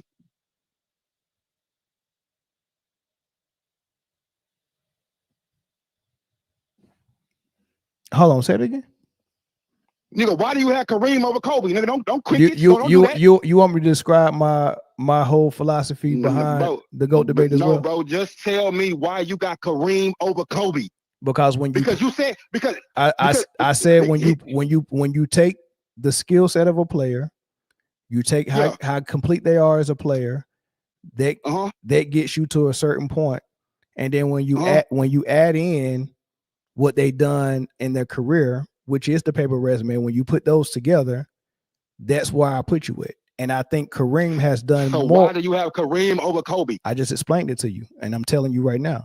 Kareem has done more as a number one option, and he has done more. Look, his college career, his high school career, his pro career, he's won everywhere, 6 rings, 6 MVPs, all of that stuff. When you add it up, even though Kobe is a better player than Kareem, Kareem's paper resume puts him above Kobe when you add both of them together. And Kobe falls at number 3 for me. So that is totally different. We say the same thing that's totally different. About LeBron? That's totally different than me saying the paper resume don't count. I said you put both of them together. How can't we say the same thing about LeBron, bro? Because his game is not up to par of what Kobe's got a huge gap. Kobe, right? It's Kareem's, bro. Listen, boy, you have to listen to understand. Kareem. Go ahead. So let's put it this way. Let me make it simple. Go ahead. Let's say the number is 10. Let's say you get 5 for your paper resume. If you max out, you get 5 for your game as an individual player. If you max out, come on, bro. I get that part. I get that part, bro. What I'm saying is Kareem has maxed out at 5 for his paper resume, and his game I would probably put at 4. Right. I have Kobe's game at a 5, and I have his paper resume probably maybe a 4, just a little bit, tad bit below. Okay, what you got LeBron? That allows me to put Kareem over Kobe. Now, LeBron's game is very incomplete. I got LeBron's game at a 3. His resume doesn't max out for me. He don't even have the rings that Kobe got, or the rings that MJ got, or the rings that Kareem got, or the rings that Magic got. And then how he got his ring was so bogus. Joining all these super teams, joining these players he's supposed to be battling and competing against, and all that stuff. It is logic. It is logic. That's finish, bro. No, it's not. That's like, dude. If we talking about the girls we hit, and I hit Halle Berry, and then you say I hit Halle Berry too, but I found out you drugged her. I can't give you credit for that. Man, bro, but you could give a nigga credit, nigga. That's a second option. Yeah, more credit than a guy who formed the super team. But what do you mean? So you give credit to a dude, nigga, that was drafted to a team, nigga, with the most dominant player. Nigga, that's a shortcut. Nigga, Yes. He got drafted. Man, come on, bro. Like what you saying right now don't make no damn sense. Nigga, you saying How can be getting how can getting drafted be a shortcut? You got drafted there. You didn't have no choice on that. LeBron chose his path. How? LeBron chose his path. He chose the easier route. When Kobe had an option to choose, what did he choose? He chose to go play away from Shaq. He said, "I'm leaving Shaq, or you trade Shaq. One of us got to go." So he chose a harder path. When it was his turn to choose, he chose the harder path. Hold on. When he had a chance to choose, he chose the harder path. When LeBron had a chance to choose, he ran. You don't get no credit for that. He ran from Cleveland. He ran from Cleveland. That's feelings, bro. That's not feelings. He ran from Cleveland. That's feelings, though, bro. He ran from Cleveland. You saying he ran and all that, my nigga. So what? So what you basically saying is that LeBron should have been like, nigga, forget what the front office doing. Nigga, I'ma just sit here. Like that's what y'all wanted LeBron to do. I would have respected it. See, he would have got more respect doing that. Big bro. I don't think no NBA player, bro, is sitting around, nigga, like really like longing for each and every human being's respect, bro. Like I mean, it ain't too much shit that you can. Let me ask you a question. Right. That ain't important, bro. So if having respect is not important, if having respect is not important, when people show you they don't respect how you did it, why would LeBron be bothered by that? Like people are speaking their honest truth. LeBron, I don't respect how you did it. Who said LeBron bothered? I don't. Who said he bothered? When he go on these interviews and talk about all this stuff that he hearing in the media. He don't be looking bothered to me, bro. Bro, he just got on his podcast today and was like, man, I think y'all should respect this era just like y'all respect the 60s, 70s, 80s, and 90s. Oh, that's in response, bro. That's in response to what's being said. Bro, that's what you don't get, bro. That mean he listen. But I don't think he care about, nigga. I'm saying I don't hear nobody question LeBron. I'm talking about specifically LeBron. Just like that shit with Shaq. Shaq wasn't talking to LeBron. Y'all piece stuff together and say like, oh, he's talking this, that. Man, bro, what I'm saying is that, bro, Shaq did already knelt at LeBron's feet. Nigga saying he wished he was in a conversation like LeBron is. He wished it was him breaking the scoring record. Like niggas, bro, they show they give LeBron the utmost respect, bro. Like I don't know, like what y'all be talking about. But look, let me say one more thing, bro. Then I'm gonna let you go. Then I'm gonna let you enjoy your night. You like to say shit like the only people that say LeBron, nigga, is GOAT now, that nigga is people in the media. Well, that is a blatant lie, bro. That's a blatant lie. We could go from Isaiah Thomas to Jason Kidd to AD to Paul Pierce to Fox to Ja Morant, Trae Young, Jaylen Brown, Lambeer, Cedric Maxwell, Larry Nance Jr., Eddie Johnson, Terrence Ross, Wesley Matthews, Tristan Thompson, Brian Hollins, Kay Cunningham, Malik Monk, Shane Battier, Karen Herter, Josh Richardson, Darvin Ham, Dimwitty, Carl Anthony Towns, Lou Will, Beasley, Jaren Jackson. These niggas ain't in the goddamn media. Nigga, they just believe that LeBron is and this ain't people that saying LeBron is better than Kobe. This is a list of people that saying LeBron is the GOAT. So what I just want you to get out of there, bro, because you like to stamp stuff that you say and act like that it be fact, bro. But it don't be fact, bro. Like all it do, bro, is take a simple Google search, bro, to find out everybody, nigga, who's ever thought, nigga, that LeBron is the GOAT. And you'll get a list, bro. Like a simple Google search. So stop like spewing that stuff that be nonsense, bro. You Google. Let the people that say Kobe. Hold on, you Google. Google. That say Kobe You is Google better, that. say Kobe is better, bro. You Google that. What you mean? You Google that. Yes. So let me ask you this. I Googled it. So I let you talk for a quick 5 minutes, and I did that purposely. I like being factual. I did that That purposely. wasn't 5 minutes, bro. Hey, That was 90 seconds, man. Stop it. Whatever it was, I did that purposely because you don't seem to be able to use the 2 ears you got. You use that one mouth like. Go ahead, bro. It's unreal how that thing keep moving. Go ahead, bro. So you said that I should just let the people that think LeBron is the GOAT I should just be okay with it, right? That's not what I said. What did you say? That's not what I said. What did you say? I said you should just let the people who got Kobe in front, just let them say what they say, and and vice versa. Like, Right. that's Okay. all I'm saying. So the people that got LeBron as the GOAT, I should just let them say it, and the people that got Kobe as the GOAT, I should just let them say it, right? Is that not what I'm doing? Let them have the right to their own opinion, bro. Right. And Hold not on. make up Hold on. lies. Hold on. Hold Don't on. make Hold up on. lies. Hold on. Hold on. Hold on. You Hold be on. lying, bro. So look, listen. There's a lot of channels on YouTube, right, that are pro LeBron, correct? Correct. What they gotta do with anything, bro? I'm correct or not? There's a lot of pro LeBron channels on YouTube. Man, correct? bro, I ain't gonna ad lib with your point, bro. Go ahead. It's a question. Is it Go ahead, bro. not? Is it not? Bro, if I say go ahead, that mean I agree with you, bro. Nah, I ain't about to ad lib your I question, needed bro. that. Come on, you've been to court before. I just I ain't answer the about to ad lib question. your question, bro. Hey, Go you've been to ahead. court before. Go Don't ahead.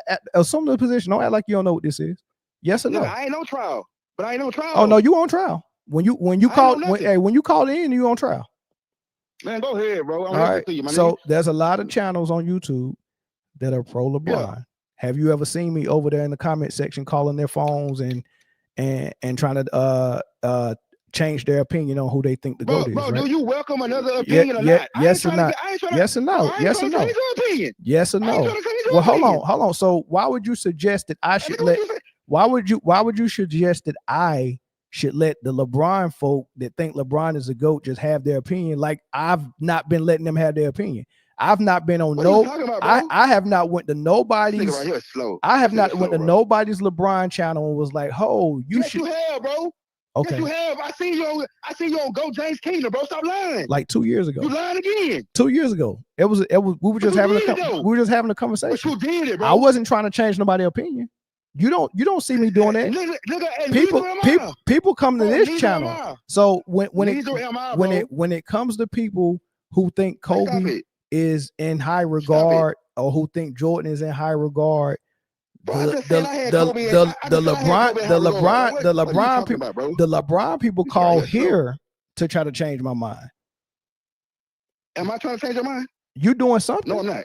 You're doing something. Nigga, bro, how am I gonna change your mind, bro? I can told you stop lying. I can tell I you said what stop lying. you can't suggest. That's all I said. You can't suggest that I should just let people have their opinion when I've not tried to change nobody's But people opinion. let you have your opinion, bro.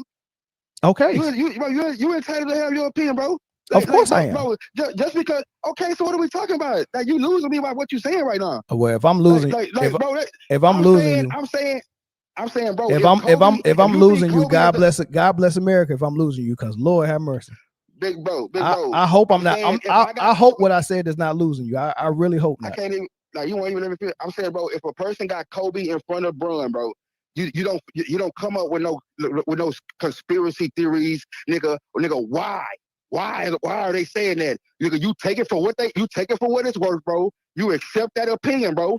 Like that's what I'm saying. I'm saying so when countless people or with Stephen A. or when Shannon Sharp feel like nigga it's not. All right, let's do that. Let's do this because let's do this. That's what I'm saying. Well, let's do this because you about to teach me how to do what your suggestion that I should do. All right, we'll try this. Hey, Young. I don't have no problem, bro. Hey, Young. Kobe is better. I don't have no problem with you saying Kobe is better than LeBron. What say you? That's your opinion. All right, thank you. What we talking about? All right. That's So your opinion, bro. so what was we doing this for 30? What was we doing for 30 minutes? What was we doing for 30 minutes? Like, bro, hey, bro. So you mean, bro, everybody that called in, right? You want everybody that called in, nigga, to agree with you? No, I don't want somebody to call in and say, hey, saying? I don't want somebody to call in saying? and have a problem with me saying Kobe is X, Who Y, got and a Z. problem with you saying that? Well, I'm not. Someone calling in and saying, "Oh man, you got That mean I Kobe got a here," problem with what you blah saying. blah blah, and do all of this, and then suggest that I should just let somebody have their opinion. That means That's I got a rich. problem with what you say, bro. That's rich. That's very rich. Bro, stop. That's very rich. Bro, so what? Like it's like so what? So like I said, bro, you want me to call in, bro, and agree with you? No, I don't want you to call in and agree with me. Then what are you saying, bro? I put the number on screen. I don't call you. I put the number on screen. You call whatever you wanted to say when you call. You're free to say. Cool. I'm not chasing down people saying you shouldn't have LeBron as the GOAT. I'm chasing you down? So are you saying I'm doing it? Well, I'm chasing you down, nigga. you're suggesting that I should just let people have their opinion like I don't already do that. I'm saying, bro, you're not listening to nothing I'm saying, bro. I'm saying, bro, okay, yeah, you already doing that, bro. You okay? Clap, applause for you. I'm standing Okay, up right easy, now, bro. easy day. But okay, Case so closed. what I'm saying is I just wanted to get that on record. There ain't no reason, nigga, behind it. Is what I'm saying. You don't got no reason, nigga. It don't gotta be no nigga. Hey, they think LeBron a GOAT because they're in the media. It's a media decision, nigga. No, it ain't, nigga. I don't get. Stephen A. don't say LeBron a GOAT. I don't get up here and shoot from the hip, young. Like nigga, Stephen A. don't say that. Nigga, yes, Young, you do, bro. I don't get up here and shoot from the hip. You make up shit though, bro. You make up shit, bro. Look, like, you make up shit, my nigga. No, you make what? You make up shit, my nigga. Like what? 100 though. Let's be real. Like what? But that's cool though. Like what? Bro, you make up a whole lot of shit. Like what?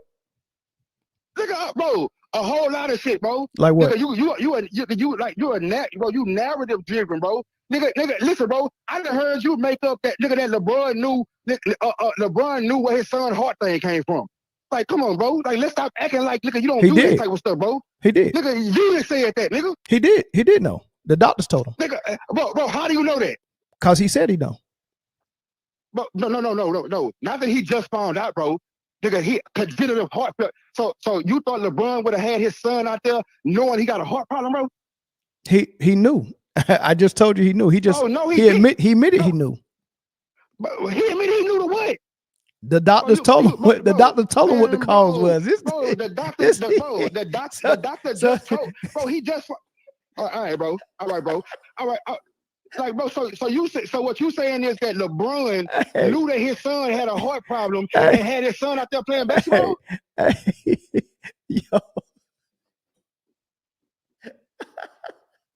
Yo, you gotta stop cooking yourself, man. Please, man. Please, dog. Come on, man. Come on, dog. Really, I'm saying, bro, you really think that? Wait. Yo, man, what are you talking about, dog? Laughing, bro. What are you talking about? My nigga, that fake laughing shit, bro. That shit don't move me, bro. Hey, it ain't supposed to do it. Look, it definitely ain't fake. It definitely ain't fake. It definitely ain't fake. Subject, bro. Hey, let's stick to the subject. You said I made something up. And what you reference is me saying that LeBron knew what caused his heart thing, or what caused him to collapse. Of course he knew. That ain't what I said, bro. What'd you say? Nigga, that's what I'm saying, nigga. You love laughing, nigga. Like that, nigga. That ain't nothing I said. I said, nigga. You said, nigga, on your own show, right? Nigga, y'all was talking about steroids, nigga. Okay. You said, nigga, that you know what you said, bro. I really don't. That's making up shit. I really don't. Man, What I say? What I say? Making up shit, bro. What I say? You said that something that LeBron did let you know that they always knew, nigga, or they already knew where the problem came from, bro. But you know that you said it, bro. Like let's not act like you don't know what you find a clip. Find a clip and send it to me. Man, bro. Find a clip and send it to me. At the same time, bro, I'm talking about the same time when your boy was making jokes, bro, nigga, about the Buffalo Bill. You remember DeMar Hamlin? He was saying that Bronny could get advice from him. You know what I was saying, bro. I don't remember that either. Man, bro, but it's cool though. But what I don't remember none of that. I don't remember none of that. Okay, bro, cool, bro. But what I'm saying is that, like, just like you was just saying on here, that nigga, it's some conspiracy that everybody in the media, nigga, like they conspire, nigga, to say that LeBron, nigga, it's the GOAT or it's over Kobe, nigga. I'm saying, nigga, that's false. Everybody I just named to you, bro, ain't none of them in the media. Bro, that's crazy. That's funny. You say ain't none of them in the media. But they not. They basketball players, bro. Okay. Basketball players. None of them in the media. What was the names again? Give me two of the names. Oh, but bro, what you call media, bro? Having a podcast? Lord have mercy. So if you have a YouTube, you call that being in the media? I don't, bro. So you in the media? That what you telling me? Do you know what media mean? Man, bro, I don't count none of this YouTube shit as media, bro. So you think any network, whether it's Fox, CBS, CNN, if they on YouTube, I mean, because everybody's on YouTube now, right? No, bro. So No. I just so you telling me I to count just everybody that got a YouTube as a media member? No, that's not telling me? that's not what I'm saying. I'm saying regular networks, huge networks, also have YouTube channels. ESPN has a YouTube channel. Fox Sports, FS1 has a YouTube channel. CBS has a YouTube channel. Lou Williams, if I'm not mistaken, his podcast that he has with Michelle Beadle and Chandler Parsons, they are CBS. They didn't just start a YouTube channel and just start talking. That is a major network. So they are in the media. He is media trained. He has been on post games even before he got that job. These are real jobs with real credentials that are real networks, major networks. Just because you see them on YouTube doesn't mean it's not media. Who said that, bro? Lord have mercy. Said I don't count, bro. I said I don't count it, bro. This is what I'm saying. I'm saying, nigga, if you work for somebody major, nigga, okay, nigga, I'll put you in. All right, well that just debunked everything you said. You said none of those names you named was in the media. I just remember two names you said. I remember you saying Lou Will, and I remember you saying Ryan, and I remember you saying Ryan Hollins. And Ryan Hollins, when he said that goofy stuff about LeBron being better than Jordan and is not close, he was on ESPN working for the media. Bro, Ryan Hollins is not a media member, bro. He was on ESPN working for ESPN. He's not a media member anymore because he's not good. He wasn't good. He wasn't good at it, brother. Bro, Ryan Hollins is not, bro. Ryan Hollins, I don't count him. He's not a media member to me, bro. All right, I bid you a good day. Thank you, sir. Good night, nigga. I ain't gonna listen to that bullshit you saying, nigga. That's not a media member to me, nigga. That's a basketball player, nigga. Slow ass nigga. Cash out me my dough. Stop playing with me. Nigga, text me the motherfucking cash out, nigga. Hey, hurry up, nigga. Hey, are you wait? Just let me know. Are you waiting for taxes or not, man? My nigga, bro, nigga, I've been alive 40 years, bro. Nigga, not one day have I ever got an income tax check, nigga. What? Nigga, not one day, nigga, have I ever got an income tax. Don't say that out loud, man. Don't say that out loud, because Trump's still sending ICE out there, man. Just if you Haitian, just say that. I don't want you to get deported. Hey, nigga, I ain't no Haitian, nigga, bro. Hey, man, listen, bro. Hey, Nick, bro. I ain't never got no income tax check, homie. Why you ain't get what? But hey, I ain't gonna ask. You know, I'm not even gonna ask why. I'm not gonna ask, big dog. Because I don't get income tax. I don't, you know what I mean? I'm not, bro. All right, hey, look, keep that to yourself, big dog. Don't say that out loud. Yeah, bro. Yeah. Nigga, I ain't, bro. I ain't saying it yet. I ain't nothing to say. Nigga, ain't nothing to say, bro.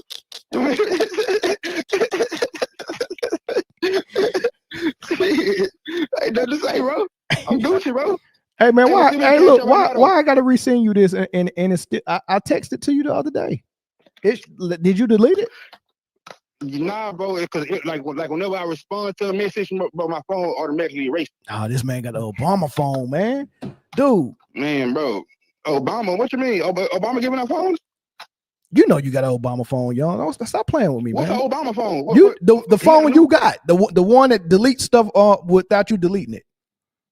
Nah, nigga, I got it on that type of I need that in my settings. Nigga, stop worrying about me, nigga. And Obama, if I got an Obama phone, nigga, I got an Obama phone, whatever that is, nigga. I got one, nigga. I'm about to press the button on your ass, nigga. Oh, I'm about to do, nigga. Yeah, nigga. Yeah. Hey, but fuck with me, bro. All right, man. Hey, but send it right now, though, bro. I just sent it. Oh, you just sent it? All right, babe. I'm gonna do it right now. You probably won't get it till tomorrow on that Obama phone, though. Man. Nah, because my mama used to have one of that. Man, they when you.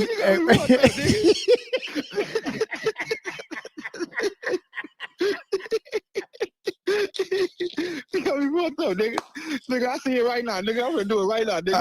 All right, man. Good call, man. All right. Yep. All right, man. Hey, y'all know he got that Obama phone, yeah. Hey, man, who else got an Obama phone, man? Oh man, that is too funny, man. Hey, dude. Every time Young call, I be like, don't do it. Don't fall for it. Just let him talk. But dog, he be saying some of the craziest stuff, man. Oh man, golly. Hey, should I take another phone call? Let's take one more phone call, y'all. One more phone call. Man, Young is crazy, yo. Hey man, them Obama phones though. So if y'all don't know what the Obama phone is, when he was in office, I think when he did a round of stimulus checks, I think, and then I think he had like a cell phone that everybody that was on assistant living, well, food. I just call it food stamps. I'm from the hood. I know what food stamps is. Everybody that was on food stamps could get qualify for Obama phone, and I think that's what Young got. I think Young got an Obama phone. Caller, what's up? What's going on, man? What's going on, big dog? What's up, man? Who this? It's Curtis, Little Rock. Oh, banging in Little Rock, man. I still remember on HBO in the 90s when Little Rock was the murder capital, and they had their own show on HBO. Bro. Yeah, I remember that.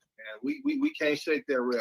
We still can't shake that rep. Oh, it ain't like that no more. Nothing like that now, but that rep still. I don't believe that. I don't believe that, man. That junk look bad. It look bad over there, dog. I just moved back to it. Why would you do that? I just want to be close to family. Just being close to family. I work from home now, so it gave me the opportunity to move back and just be close to family. All right, that's fair. All right, what's your thoughts? Well, a couple of things real quick, man. I watched one of your shows, and that GOAT debate was ended when the guy at the United Center was interviewing all of the executives that came in to play the Bulls. Yeah. And he said, he asked them this question with no cameras around or nothing, just a real candid conversation with all of the executives individually whenever they came. And he said, if you guys could draft LeBron James or Michael Jordan to start your franchise while they're in their prime, who would you choose? And he said every single one of them chose Michael Jordan. Yeah, that's crazy. No ifs, ands, or buts. Yep. Now, these are the people that write the checks. These are the people that pay the money. It's the debate settled. And the analogy that I was going to give you is, and for any of the females that please don't take offense to this, I'm gonna say it as polite as possible, and I won't use the profanity that Young used when he was on here. But I look at it like this. It's kind of in the same lines of your Halle Berry analogy that you use, but a little bit different. If I made love to a woman and I gave her an orgasm 6 times, I made love to her 6 times, she got an orgasm all 6 times, and then we break up for whatever reason. I move away, she move away, whatever. She meets another guy, and he makes love to her 10 times because that's her new dude. But out of the 10 times he's made love to her, he could only get her to climax or have an orgasm 4 times. Who do you think is considered the best lover that she had? See, this is exactly why I'm not answering the phone from Little Rock, Arkansas anymore. I knew y'all was up to no good down there. You go call the show with a sex analogy, and I got to answer that question. I first of all, I'm uncomfortable, dog. Well, I'm just saying. I mean, you don't have to answer. It's rhetorical. It's for a guy, but I'm just simply saying that's something I think if any of the lady callers heard that and will call in, I probably should have waited till you had the whole panel. Well, is any ladies in the audience that can answer that question? Because I ain't answering it. Because I mean, the way we know how girls be lying, whoever she with at that time was the best lover. And you let her tell it. Yeah, but I guarantee you, if she got to kick in with her friends, she gonna get the real truth. Oh yeah, for sure. Yeah, for sure. I mean, I get your point though, right? So, like you said, it's rhetorical. The question don't even have to be answered. It's rhetorical. Yeah, getting there 6 times and getting the job done 6 times is way more impressive, because of the accuracy of it and the fact that whenever I give you the tools that is sufficient enough for you to actually get to the finals. You didn't waste it and you got the job done, right? Versus someone, whenever you have a team and the tools to get to the finals, you get there and 6 times you didn't get the job done. You got it done. You got there a lot of times, but you didn't get the job done 6 times. That says a lot, right? That says a lot. Now, if you don't got the tools, you're not gonna make it there. If you don't have the right stuff to get to the finals, you're not going to get there. So making it there shows me that whatever your team is built like, and whatever y'all got going was good enough to get to the finals. Why are you not completing the job?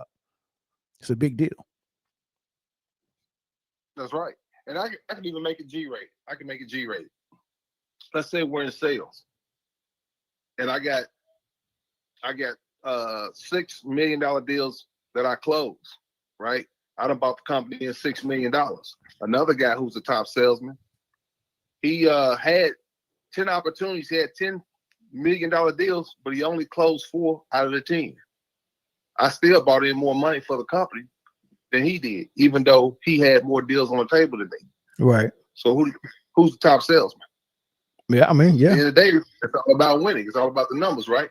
Yeah. I got 6 million, you're 4 million. That's a fact. It's simple math. Yeah. It's simple math. Too easy. Now, to all the LeBron fans, I'm not trying to tell you guys to stop liking LeBron. I'm not trying to tell you guys that he shouldn't be your favorite player. I will never tell anybody who their favorite player should be. But you have to understand there's a difference between favorite and the best. Yeah. There's a difference. Yeah. And the two are not always synonymous. I mean, sometimes what you like is the best. Sometimes what you like is not the best. But it's still what you like, so it doesn't matter, right? And that's just how it goes. You know. Facts. My favorite pair of shoes is not my most expensive pair of shoes. They're just comfortable, old, beat up shoes, but I love them. Like my feet slide right in them. I can jump in them and go wherever I want to go. But would I wear them when I'm out on a date with my lady and I'm trying to impress? No, I would not, because they're not my best looking or best pair of shoes.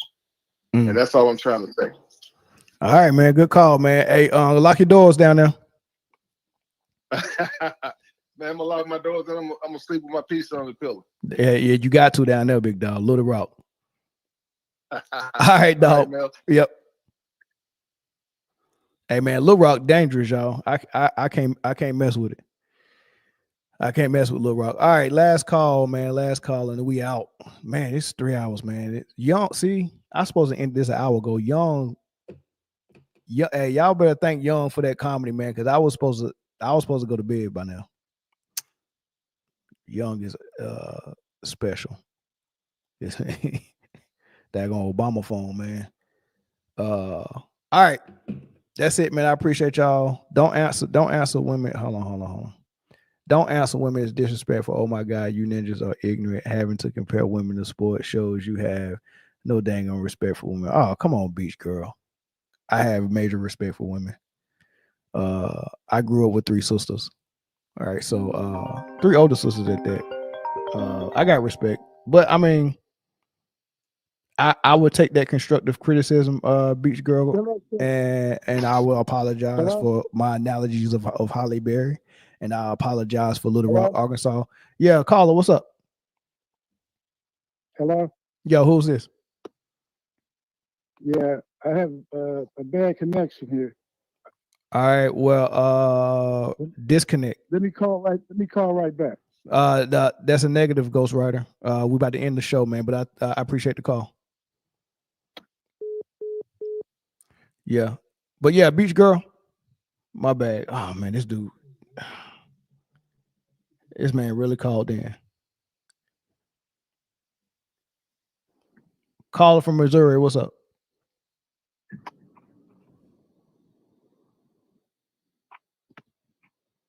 Yep. I ain't doing that no more. Yeah. Hey, yeah, but beach girl, apologies. I ain't mean to offend. But all right, y'all. I appreciate everybody sticking around, and I'll catch y'all on the next one. I think Full Panel Friday. I might try to come again before Friday. So y'all might see me Wednesday or Thursday, man. So I catch y'all then. Peace.